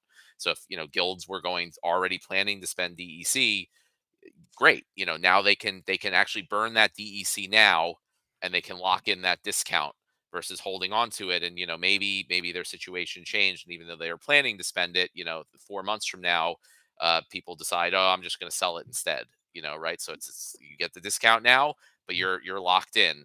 You could sell the DECB in the future, but it doesn't directly put the downward pressure on DEC. So again, it's a bit of like, it's a compromise. So if we made it soul bound, it might be more difficult for people to decide to lock up as much DEC or vouchers.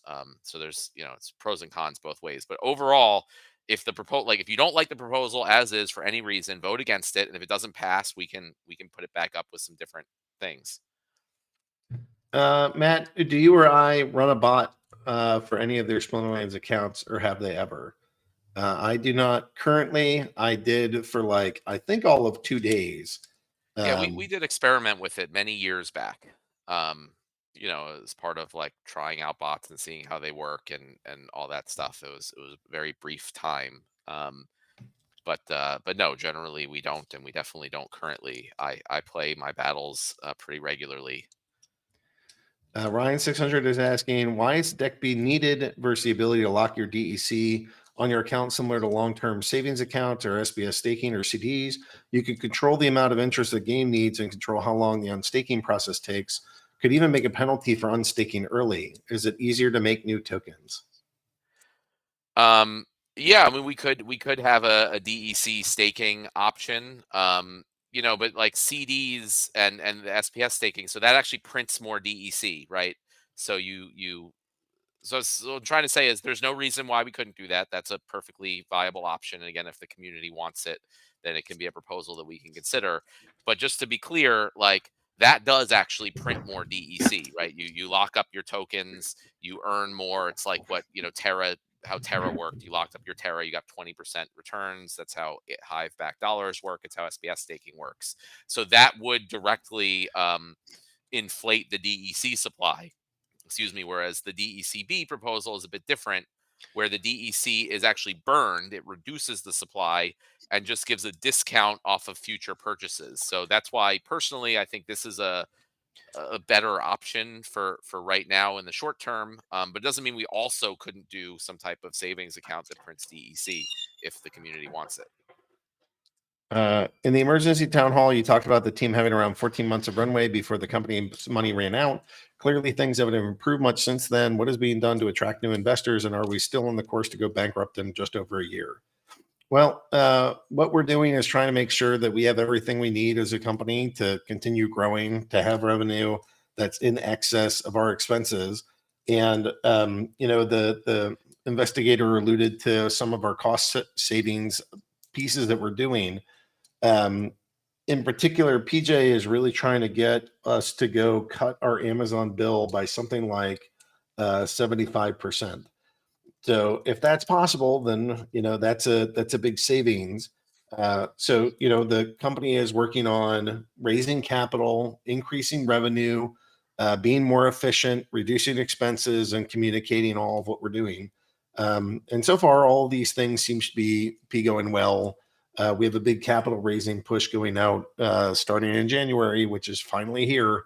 And I don't know. I have meetings about that for the rest of my life, I think. All right. Question idea for deck leaderboards seems to be a problem. Maybe a soul-bound solution would be better. Well, so that like everyone seems to think that the leaderboard DEC is like this big problem. I can assure you that it's not. I'm happy to like show numbers or whatever, explain that that has not the problem, and taking DEC out of the leaderboards is not going to change anything meaningfully about the DEC price. We talked about it earlier. We do plan to kind of revamp the leaderboards and not have DEC as the prize, but I really can assure everyone that that is not some big problem right now. Can we please get an idea of the estimated DEC burns could be in 2023? I realize you can't give an exact answer and we can't hold you to it, but I think many players have no idea what you are thinking for the future. You could even give a range if you like, but at least some color to help us understand and evaluate the future demand. Yeah, there's no way I can give like number ranges or anything, because we have to figure out like the economy, especially for land, is going to be super complicated, right? But I'm going to say what I've said is like before. That's like everything we're going to do is like burning DEC. Everything. That's the whole idea, is like, how can we get more value into DEC, which then leads over to all the other assets in the game.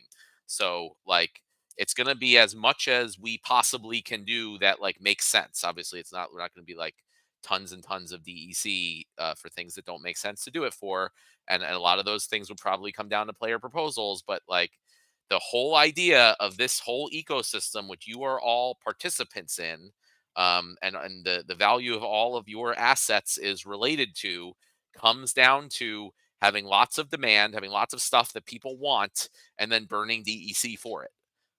So, the whole idea is that no one will have enough DEC. Like Aggrod's, I don't typically say like push and shove like Aggrod says and all these things, but that is the plan. So if you want the answer about the estimated burns for DEC, it's going to be as much as humanly possible. And if anyone's sitting here thinking like, oh man, that sucks, I'm going to have to spend so much DEC, I feel like that's the total wrong way of looking at this. You should think like you're like a business owner in a way, and you should think that's awesome. Because if that works, and there's so many people, including yourselves, burning DEC to get all these things that you want to participate in, then that's going to be awesome for the value of assets, right? That's how we turn this ship around. That's how we get this. That's how the whole economy is designed. And everyone here already, like, you guys have such a huge advantage, because if you're planning to do that, if you're planning to spend DEC in the future on all this stuff that there's going to be, you have the advantage that you can A, buy it for super cheap on third-party markets right now, and B, get it even at a larger discount using the DECB, assuming that proposal passes. So like, the people who are here now, who are planning to do those things, are going to get that stuff at like such a significant discount and for so much cheaper than all the people who are going to come in later, which is exactly the point of all this, right? If you're here, if you have the assets, if you're participating now when the market is at its low, you're going to benefit from all this stuff in the future, but you're only going to benefit from that stuff in the future if that stuff happens in the future.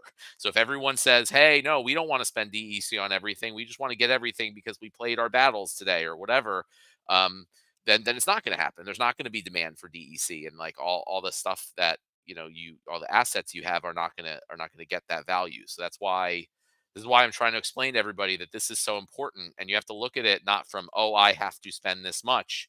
It's oh, this is how I get a big discount, or I get an advantage because I've been around for a long time, and this is how we all collectively like put value into the ecosystem and grow the value even more than that for everybody.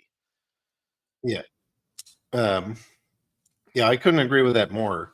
And I see a lot of players having what I think of as sort of like a really narrow mindset of, I have to pay X extra and that will be bad. And I'd ask you to like draw a bigger circle around the entire community doing it. I mean, the likelihood that you would be a person spending the majority of the DEC is pretty low. Even me, as one of like the biggest account holders in the game, I don't think I'll make like a single percentage change the amount of DEC burn, even if like everything starts requiring DEC get burned. So rather than think about, oh, hey, now I have to spend X on DEC things, my thought is like, holy crap, this whole community has to start doing that. That's amazing. Getting Neil and me and others to have to like start putting DEC into everything that's cool in this game.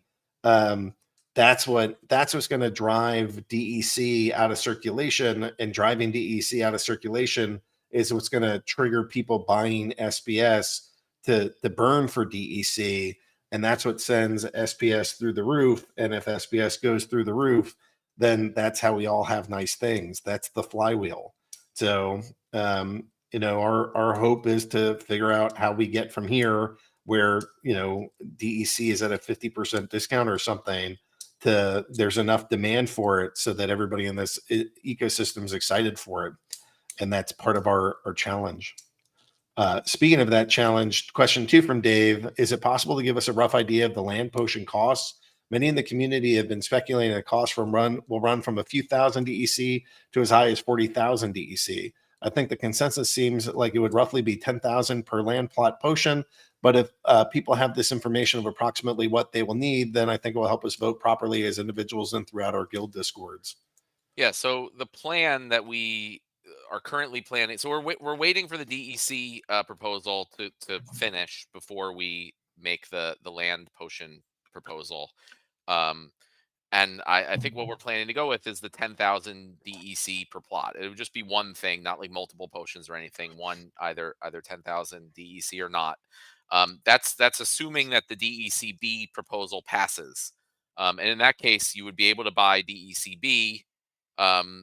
You'd only need 8,000 per plot because that would get you 10,000 DEC or 50 vouchers. So again, if you have those options, it actually becomes like much cheaper in dollar terms, and many people have like a glut of vouchers, so it gives you a lot of options. And again, the people who have been around for a while and have staked their SPS and are earning all those vouchers, they'll be able to not spend hardly anything potentially, versus people who are newer or just coming in, who would need to potentially get the DEC off the market or vouchers off the market. So I think that makes it both like expensive and inexpensive at the same time, which is good. If the DEC proposal if the DECB proposal doesn't pass, we may come up with some different pricing options to propose, but that's what we're thinking and what people can plan for. I also can stay a little longer. I know we haven't even gotten to the newer questions yet. If you're up for that, Aggie. Yeah, Ron, are you good? All right. Yeah, we'll try to answer as many questions as are here. It's not a huge audience.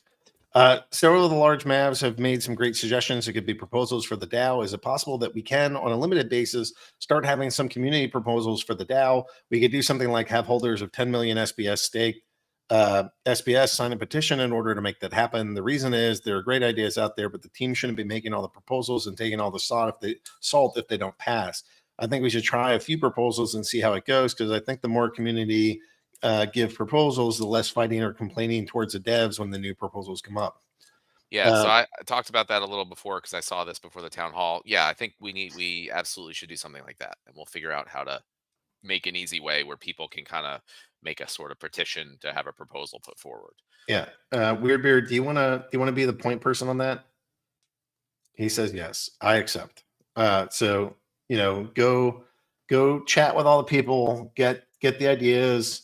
I think I'll talk to you, Weirdbeard, later, and we'll make a process around this. Yeah, I mean, like, listen, I could already tell you, I know exactly who and what is going to happen. So let's just, as long as we have blessing, man, we'll figure out how we got to do it, and then we'll bring it to the peeps. Yeah, we'll do a process. We'll make like some on-chain stuff or something and we'll go for it. Bando's asking, is Splinterfest still on next year? Which I think he means this year. My hope is that we do a Splinterfest. Maybe it won't be as giant as before, but we'll figure something out. And then is it possible it could be in the Philippines? I mean, later in the year, let's go look at where Bitcoin prices are and see how many of these things we can do. I would love to get multiple events. All right, so now I'm going to jump to the present, and I gotta. Did we get somebody put in a question? Time to start asking questions a bit. I'm trying to go back to where the question started. Yeah. All right. So my last comment is at 5:24. That's with the please solve this CAPTCHA problem. So and then Kira started asking new questions at 5:25. So we're caught up to Kira's question. Let me ask this. Well, yeah, that's a super long one, isn't it? Maybe we don't read the whole thing in the interest of time. Well, he's been on this for a while. I'm willing to read it. I have a Okay. proposed solution to fix the trophy feeding for league droppers. And if it goes a little something like proposing this message upon searching for a new match while not having enough collection power for your max reached league for the season. Your account no longer holds a required CP rating to proceed in X league, which means rating points accumulated above the requirement to advance beyond the new current league will be lost. Are you sure you would like to continue finding a match? If accepted, the overabundance of rating is reduced to the level of the requirement for the next league up if the rating is over that, and in turn resets whenever value is read as max league, so that further noticed reduction in collection power below the current max league may be read again if their collection power is again below requirement for current league. If they decline, they may spend the time to re-rent, delegate, buy cards to re-achieve the appropriate collection power for the league they were recently in. Can this idea be implemented to stop users who drop from higher leagues to feed other accounts big rating boosts on lower league boards? So to be honest, I'm gonna need time to like digest that and understand it before I can even respond. But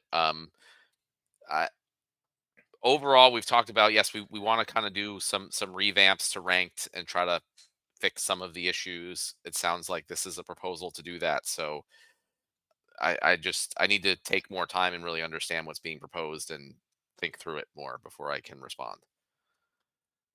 Yeah, to me, the main thing is, are we willing to put some effort in to try to figure out how to not have higher league card battlers just dump on the lower legs?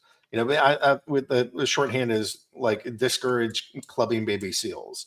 And I'm all for discouraging big players to be clubbing the little players. So we'll see. Well, it doesn't sound like it's even about clubbing. It's about like purposely dropping down to feed other players, maybe in their bot army, big rating boosts. So that's what I mean. Like, even it takes a while even to figure out what the problem is that we're trying to solve first and understand it, and then go for the solution. So it's on the radar, and we are continuing to work on it. I don't know, maybe a bunch of folks can feed their suggestions to either Weirdbeard or Biz, and we'll let some of that percolate up to Matt to figure out, you know, what makes the most sense and what gets us the biggest bang for the buck. Imno is asking, would you consider making land an unlimited card and DEC sync instead of having a set amount of cards that can be staked on land to affect its output levels? Could it be done like SBS staking rewards? A limited amount of output would come from all land each day, but the percentage of that output each plot gets is based on how much CP is staked on it versus how much is staked globally. A plot could get extra permanent boosts when DEC or cards are burned on the plot, increasing its value permanently. This could help regulate the economy when asset values get too low. It also helps smaller landowners compete. Yeah, no, that's a cool idea, and we've sort of been considering a bunch of things like that. But that stuff is all like still TBD. So kind of everything is on the table. And like I said, the goal is really to incentivize the combining of cards as much as possible. Burning cards is also something we hadn't really considered, but you know, that sounds cool too. But at least the combining of cards, and obviously we've talked about like older, more rare cards would be significantly more valuable on land than the newer cards. So I'm definitely open to all those kind of ideas. Yeah, I'm a fan. You know, I think we get a little nervous with lots of card burning. Although I'm pretty happy to see tons of it burned. Having every one of them have like a graveyard, and every time you increase the amount of dark energy crystals that have been harvested from the graveyard on that individual plot, get some bonus. That sounds pretty fun. All right. Almiel is asking, can you confirm if there will be GLX, GL, USD liquidity approvals, and when will the LPs for the GLX be expected? Yeah, when GLX is burnable for GL USD, we'll get that pool up, and then and that'll be likely around the time that the cards are actually released, which I think is later in Q1. And then when will the LPs for the GLX be expected? I actually don't know that off the top of my head, and I'll have to talk to the team. Matt, do you have something to add? No. Okay. Yeah. For Freedom, regarding the deck beat proposal, Matt said that it having to be tradable is better than soulbound. I'm thinking that if it's tradable, that it won't have any effect on DEC price or demand because it's just burning the DEC and putting that value directly into another tradable token. So wouldn't that token only be worth 20% less than whatever DEC is trading at? IMO, the whole point of giving a bonus for pre-burning the DEC is to lock up and take that DEC off the market.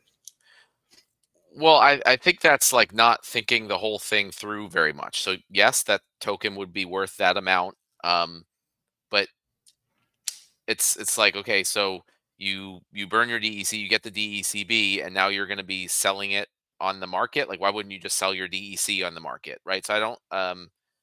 It doesn't, to me, like it doesn't make any sense. And the the DECB buying will go for 2 months, and then some people who bought a bunch of DECB might go and try to flip it on the market once DECB is no longer available for a little higher, and some people might buy that too. But it doesn't. I don't see. It doesn't make sense to me that it won't have any effect on DEC price. It won't have any effect on demand necessarily until it's actually usable. But it if it's burning DEC token, even if it's putting into another token, whether or not it's tradable, it still stops a lot of DEC selling, because the people who, you have to think through, like the people who are actually getting DECB and burning the DEC for it, what reason are they going to sell the DECB on the market? They would just sell the DEC instead, which is what's happening now. So it to me, it's unless I'm like missing something, I would need, and I'm open, you can DM me or whatever, for Freedom specifically, not everybody. But if you have a specific like instance in mind, like players will do this, which is like economically makes sense and will somehow stop the effect on the DEC price, I'll try to think through it if I haven't considered it. But like trying to walk through all those scenarios um, doesn't seem to me like that would be a problem. Dishonesty is asking, Matt, what do you think about removing the Novice League completely? I know Novice is supposed to be a safe and easy environment for new players to get in a few matches and not be stomped. In reality, we all get stomped there by low-level bots. Find it easier to win in top 100 gold modern compared to Novice. It shouldn't be like this. Yeah, 100%. That's one of the like new player experience changes we're planning to make. We're gonna make it so like once you get into bronze, you don't drop back down to novice. So novice players won't be playing against. They'll only be playing against new players. And then the next thing is, well, then there's going to be no one to play against because there's not that many new players in novice to create. So I think what we're going to do is we'll create like bots that are run by the Splinterlands company just to play in novice league against novice players, and they won't like earn rewards, and they won't even like go up in ratings. So novice will essentially turn into an extended tutorial. So after you go through the initial like how do you play tutorial, you'll play in novice league, but you'll play against like bots that we create that like use specific teams to teach specific things. And so you kind of like go through and you get up through novice, and it's sort of all part of the tutorial experience. Then you get into bronze where you're going to get stomped by bots, and that's where hopefully we say like, hey, you're losing battles, and then we say like, here's in order to win, you need to get higher level cards, and you need to get more assets to be more competitive and move up, and here's some options. You can one click rent an entire max level bronze modern set. And like we can kind of continue the tutorial as through help tips to help people along. So that's what we're planning for that. Okay. I had somebody in my DMs, so let me go back up to the question, and we still have a bunch of these questions. Let's stop all new questions from coming in at this point. We'll see if we haven't stopped them. I don't think we're going to get through all the questions in the last like half hour. Yeah. We haven't heard anything new about tower defense in about a month. We haven't heard anything about any mobile development in a while. Anything new about those? For TD, let's wait until Hardpoint's back. He's been on vacation for a bit. Well, but Hardpoint's not going to be leading TD anymore. He's going to be moving over now? to. Well, he's going to be doing the development. I'm going to be more leading the actual like, I don't know, management of it. But the tower defense team is like as a separate team, and they're working on it. They're working really hard to get like some playable demo available in January. and then hopefully like a first version of the game out in Q1. My guess is it'll be slip into Q2, but there's definitely that's moving forward. Um, and then mobile development really isn't moving forward that much. We're trying to just make sure we keep the changes that are made in the desktop site working in mobile. But we've talked about a bunch before. We don't feel that as high priority as all the other stuff we talked about today. And the whole idea of the tech modernization project is to eventually just make the entire desktop website mobile friendly, so we don't need to have a separate mobile app and desktop app. That's just going to take a long time to get finished, but that's like the long-term plan for mobile. When Battles 2.0, you guys said nothing about this in the roadmap talks. Yeah, we haven't got. I don't see that necessarily in the first 2 quarters of 2022 or 2023. So it's going to have to be after that. And again, like we have all these things and we have to pick what are the highest priorities. So Battles 2.0 is cool. There was a lot of cool graphics and things that are part of it. But as far as like the top priorities for the business, I think there are a lot of things that will get us a lot more bang for the buck. Okay. How do you manage to identify bots so you don't delegate HP to them? I mean, we do very basic things. Like I said, most bots are extremely obvious.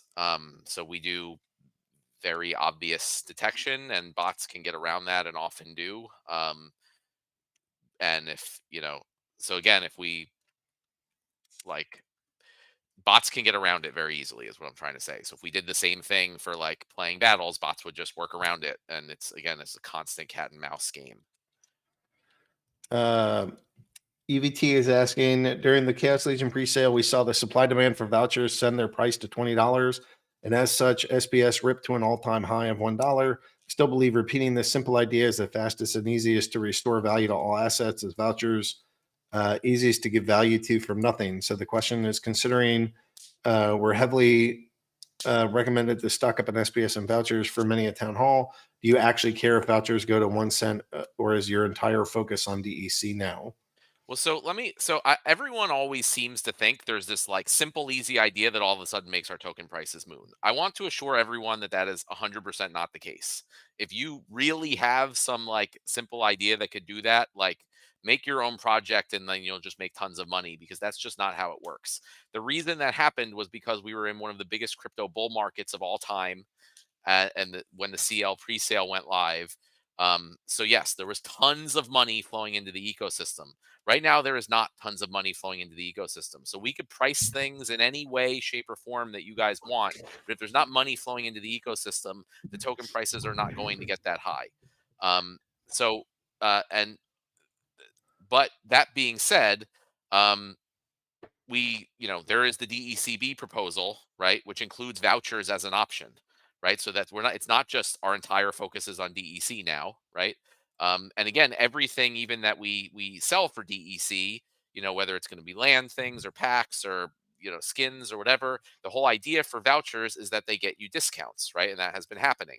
So you could either spend all DEC or you can spend half in vouchers and get the discounts. So that's the and that hasn't changed, and we don't plan for that to change. So the whole idea is everything and anything and everything should and is planned to be priced in DEC, and then vouchers will give you discount or access to things, and that's hasn't changed. Okay. Question. If half the Deck B is bought with vouchers, which would cause 2.5x more Deck B than DEC is burned for it, do you think that causes any harm to the economy? If vouchers won't be allowed to be used in lieu of DEC for 100% of the sinks in the futures, it seems odd they can be used here, as we will see a massive amount of vouchers dumped for Deck B. Well, yeah, so I kind of talked about this earlier. That's the whole idea of vouchers that has been and planned to be, is that vouchers get you discounts on stuff. So spending vouchers already allows less DEC to be spent to buy things, right? There was the like Lux Vega, you could do half vouchers and everything else that was vouchers. So that's not really going to change.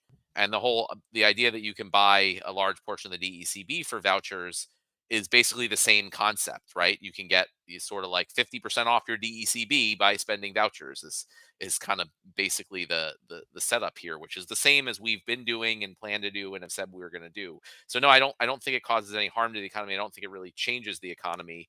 And it actually, like, it's funny, we have two questions that I feel like back to back that are sort of opposites of each other. The last one was like, what are you going to do for vouchers? And then this one is like, why are you allowing vouchers? So Totally standard. we're but like we think about all these things 100, like I've thought through all of these things, and I don't think that allowing vouchers to be part of the DECB hurts the economy, and I do think it helps vouchers, which also helps DEC prices more immediately than just trying to get DEC back up. And so that's why we included it. So we tried to make it sort of a best of both worlds situation there. Well, Thanthium's asking, yes, bot situation is critical now and has been for a long time. The people who are still here complaining are the people who care a lot about the game. The rest are gone or on their way out the door now. You need to take this seriously, and that might make this game less decentralized, but having an army of leechers taking out large sums every month is not sustainable. If you and the rest of the team keep coming up with more complex rules, making the game less accessible to real players, the game will die a slow death. This is why the community all attack you on bot issues when you go to Twitch to talk about Deck B. No one cares for more time-wasting workarounds while game gets worse by the day, not because we don't like you, not because we don't like the game, but because we care a lot about the game. So all this talk about Deck B is a distraction, Matt. What we really need to do is deal with the bot situation. So what say you to that? Look, if that's what the community wants, that's what the community wants. We should work on a clear SPS stakeholder proposal that explains exactly how bots would be stopped, exactly who the committee is that decides which accounts can and can't play, how they decide who are bots or not, what this whole process is for, deciding who can and can't play, and when people inadvertently who aren't using bots get kicked off the platform, so now they're no longer able to play, and their cards that they spend money on and put money into the game are now worthless, and so they dump it on the market, because this committee decided that they can't play for whatever reason. If that's what the community wants, and we can make a clear proposal that explains how all that works, and 66+% of the SPS staked SPS votes for it, then that's fine. I mean, this needs to stop being like, hey, you guys aren't doing this stuff, and we're going to put it to the community. And if that's what the community wants, then that's what the community will get. But again, my feeling on it is that that's what traditional games are for. And if, I appreciate that you like us and you like this game, but that's part of what this game is about. And there are like thousands and thousands of really fantastic games in the different app stores and devices, that control who can or can't play by their own rules. And I would say if you're not here for, you said it makes the game less decentralized. Well, but that's what we're here for, is to make the first decentralized game. I mean, that's what I'm here for, at least. So I would say if you're not here for that, and then that's fine. Maybe go play a not decentralized game. But if you are here for that, then I hope like you can work with us to try to figure out how to make that work, because I think the rewards for making that work, even if it takes a while and it's difficult in the process, are much higher than anything we'll find anywhere else. But ultimately, like if really the stakeholders really want things like that, then we obviously take that extremely seriously. Can you give us more information about land? If land location matters, please tell us how, because claims are waiting on certain locations to open up. But does that even matter? If locations don't matter, what was the purpose of claiming instead of just giving out land? Well, we've said many times, we intend to make it that so that the location does not matter. And as far as why we didn't just give it out randomly and let people claim it, I mean, I generally am, more on along the lines of let people, have their choice. So even if we don't plan for the location to matter, some people might want land in certain locations, and that's fine. And if people aren't claiming and waiting for locations to open up, I don't see that as a problem either. People can claim or not claim whenever they want. So we could have just given it out randomly, but instead we're giving all the information we have available and what we're planning to do, and letting people make their own choices and decisions.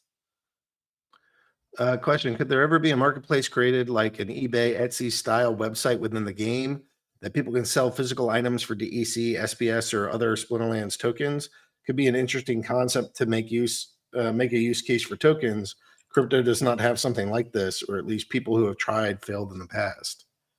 So yeah, we certainly could, and again, it comes down to like amount of effort for like being realistic about the actual value of it. So like people who have tried have failed in the past. I agree. Um, I'm not so sure it's likely that we'll actually be that successful, and I think it's something we would likely spend a lot of work on and would have minimal impact. So one of the things that I think is one of the like my most important skills in life is being able to have realistic be able to realistically tell like what some project or something we do is likely to get us. If you have unrealistic expectations, you're going to spend a lot of time doing stuff and it's going to be wasted because you expected it to be like huge and then it's a bomb, right? In a bad way. I guess bomb can be used good and bad. It's kind of confusing, but so like that's really like most of what we do here is there's like 10,000 ideas and you have to pick the ones that you are like most sure about are going to have the most impact. And I even though that type of marketplace would be cool, my my like, coming down to reality hat tells me it wouldn't really do that much. Yep, I'm with that. Hey, Matt, when it comes to any Soulbound rewards, will the in-print rewards cards be immediately discontinued or will they both be issue printed concurrently? Oh, so that's a really good question. The plan I was thinking was that the existing reward cards would continue until they run out, and it would be like a 50-50 when you open a chest, you get a new reward card or an old reward card. But I was thinking that if the community would prefer to have the old reward cards just end immediately and it just switches to the new reward cards, that might be better in a lot of ways. I mean, there's already a glut of the new reward cards, and if the community doesn't want any more of them, and they just want to start getting the new reward cards all the time, that sounds good. It'd be easier to code also. So maybe that could be a proposal. It may have to be like a rushed proposal because that's sort of in the process. But I would say if the community is open to just stopping with the old reward cards, I'd be all for that. Yeah, I think we should just do that. They've been out for a while and that it's a very large print run. So people have had their chance. Question, will Daily Quest ever come back to be 23 hours? The system used to work great with 23 hours because you could claim every day in the same hour range. Now the DQ sets a different hour each day, making it very difficult to track down. Yeah, I guess so. That could be a minor quality of life change. Right. Matt, regarding your message on Twitch the other day, we don't think you are dumb at all. We sometimes question the company decisions. It's probably because we don't understand stuff or we don't see it the same way, but we value you guys and Agrid a lot. Thanks for everything you have done for the game. We wouldn't be here without you guys. Hope you had a great New Year celebration. Wish you the best. Yeah, I appreciate that, and I apologize for any of those comments. I think a lot of people, some people might realize, some people might not, but like I think I can speak for Agro too, get a lot of pretty like constructive criticism and feedback is one thing, and I'm very open to having those conversations.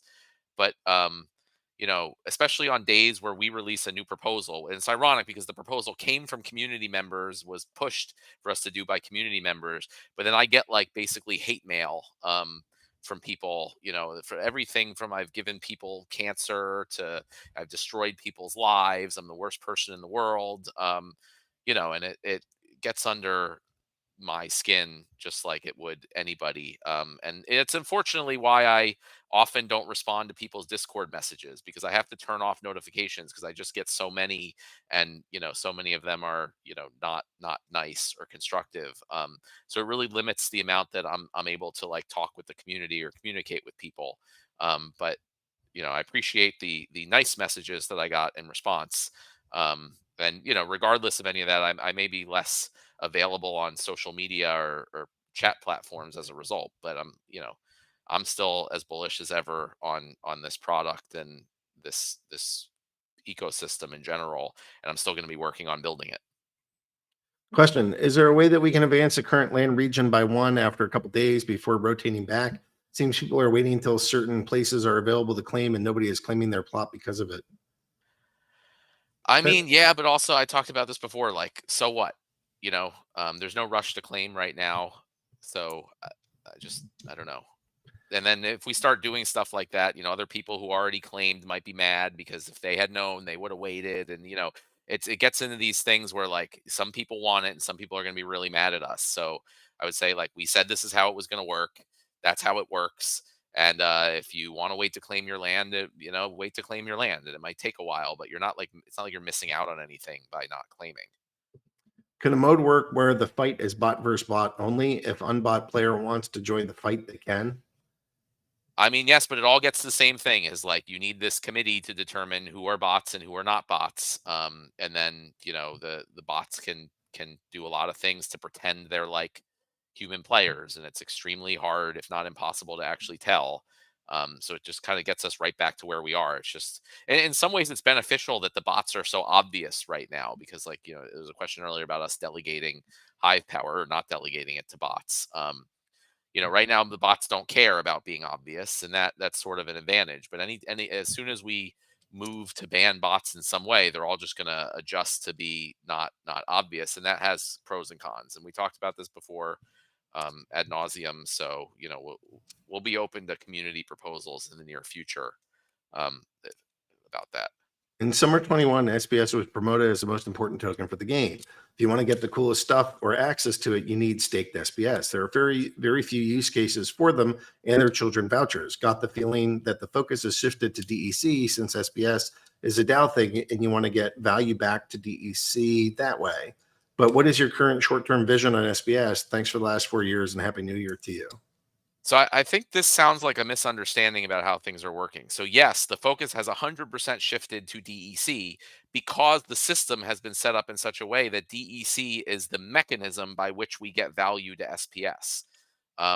So it was a change. It happened, over the last 3 to 6 months in general. But like I truly believe that this is like a really kind of innovative and unique way to set this system up. That's like much better than it would be otherwise. And it is not like that we want to get value back to some different place. Like it's all about how we get the most value ultimately into the SPS token, which then trickles down into everything else. And this, in my opinion, is the best way to actually do that. And I think the fact that the proposal is to change like Rift Watchers packs to be in DEC instead of SPS being voted down, while I understand it, was a big detriment to this plan being put in place and a big detriment overall to the token values. So I think as much as possible, we need to shift everything to DEC. And it might seem counterintuitive until you take the time to understand it, but that's how we will eventually get the most value to SPS. Yeah, totally agree with that completely. So, when validators come live, then we get more tools and toys that we get to play with for SPS and staking SPS and delegating SPS and all this stuff. It's hard. Like there's no delegation. So if I wanted to be like, look, any player in bronze, you need 10,000 SPS in order to be able to earn the maximum amount. Well, if you can't like rent it, if you can't get that without buying it yourself, that is broken. It has to be rentable and delegatable, and none of that happens till SPS is on validators and it's staking. So there's like a lot of things in this ecosystem, there's just prerequisites that we need, and we're working on them and trying to get it done. But these things are complicated and many times hasn't been done in a way that's scalable. I mean, that's like a big part of what I think that we do that other guys don't is I don't know if you guys know this, but we've done 1.8 billion on-chain transactions as a community. 1.8 billion on-chain transactions. Go find me another project in the space that's done that. I'd be very interested to know if anybody else has. I don't think they have. We've done 1.8 billion on-chain transactions. So that's a very special and unique spot for our DApp to be in. And it's because of the way that we build things. And it takes time to build it that way. Sorry, it's not immediate, but that's how this stuff goes. Yeah, I want to add something also regarding the usage of SPS. Like I guess one of the main utilities for SPS isn't even live yet, which is the whole like player staking concept or needing SPS, basically replacing collection power in order to move up in the game. And that's Agro talked about we need the validators, we need delegation, and there's a bunch of prerequisites. But part of the idea also is we talked about like new players come in and they might be losing in bronze, and we give them these easy options like spend $10 to go rent the full modern bronze deck, as a one-click thing. The idea is that will also include like renting or potentially even buying all the SPS you need to move up, right? So it's like one click, maybe it's $12 instead of $10. But it's just like it's a one click everything you need package. And if it's like that easy and we're able to get new players in and they just are clicking this button and putting in their money through PayPal or whatever, and getting that adds that's where the demand can come from, for SPS buying or rental markets. Is it possible to make a tag drop down to easily differentiate between modern type card and a wild type card? I can see new players going to SBL in-game shop and getting confused. Yeah, that's the whole Yeah. Cryptomancer thing. Yeah, and I can tell you that it's definitely it's going to be addressed in the way that he's taking care of it. So don't have to worry about that. He's off this week, but when he's back, that's his main project, and I think we're shooting for it to go live in early February, just like that grouping of the editions into sets. So it's like super easy to sort and filter the cards, modern and wild, and that type of stuff. Mr. Starr is asking, how is it going with the GLS project? How does the future look for the game? That's separate. I'm happy. We're working on having a town hall for that, so we can talk about that later. But we have people working on it, people working on the platform and trying to get that thing live. Yeah. There's a bunch of these GLS and GLGT questions. Let's punt those off until we get to the a GLX town hall.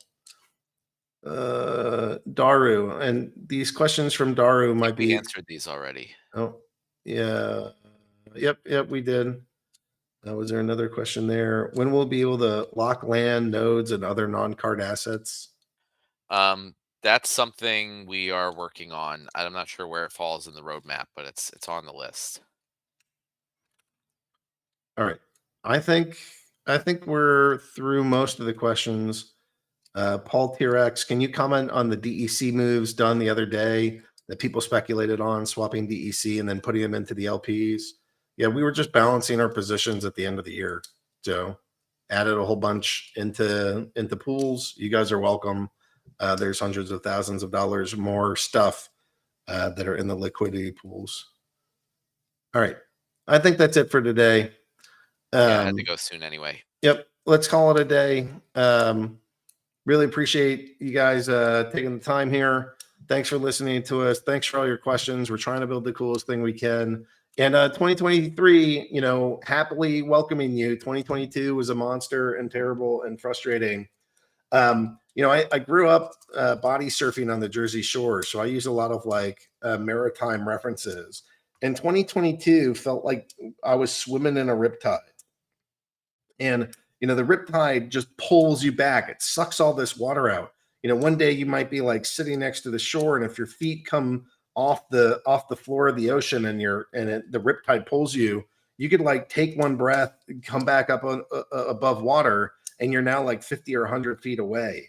And I feel like what we did was a lot of treading water in 2022, just trying to stay in the same damn spot that we were in before, and it was hard. Because that whole economy was getting sucked out from under us, like the freaking Fed putting the rates up at the fastest pace that they've done in the last, I don't know, since 1980 or something. It's 40 plus years. So I just felt like we were caught in a rip, and 2022 was super hard. And I finally feel like in 2023 we are most likely out of the rip. I don't have a crystal ball. I can't tell you that for certain. But my take is that we are going to see less and less of that rip and more of, the waves coming our way, and that we'll have a friendlier environment in which to build this year than we did the last. Last year was we grew as a business, but it was a very challenging year. And I'm hoping that 2023 is building in a bull market rather than a bear. We'll see how it plays out, but I don't know. I'm happy to wave away 2022, excited for 2023, and let's see where we go from here. It should be a kick-ass year. So thanks, everybody. Thanks for the employees that stuck around, and we're doing this all day technically on a day off, and really appreciate you guys being here, and thanks to the community, and here's to a great 2023. Thanks, everybody.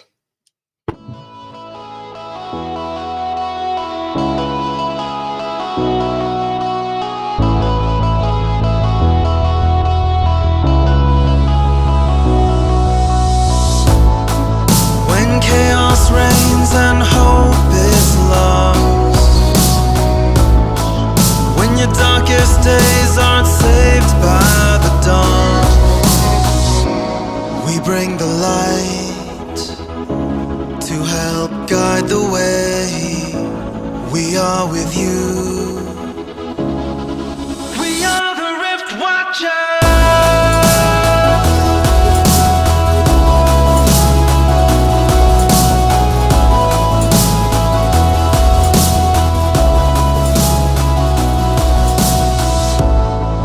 When your enemies have spread far and wide, when you're out of places to run and hide, follow the rules. Help is on the way. We stand with you.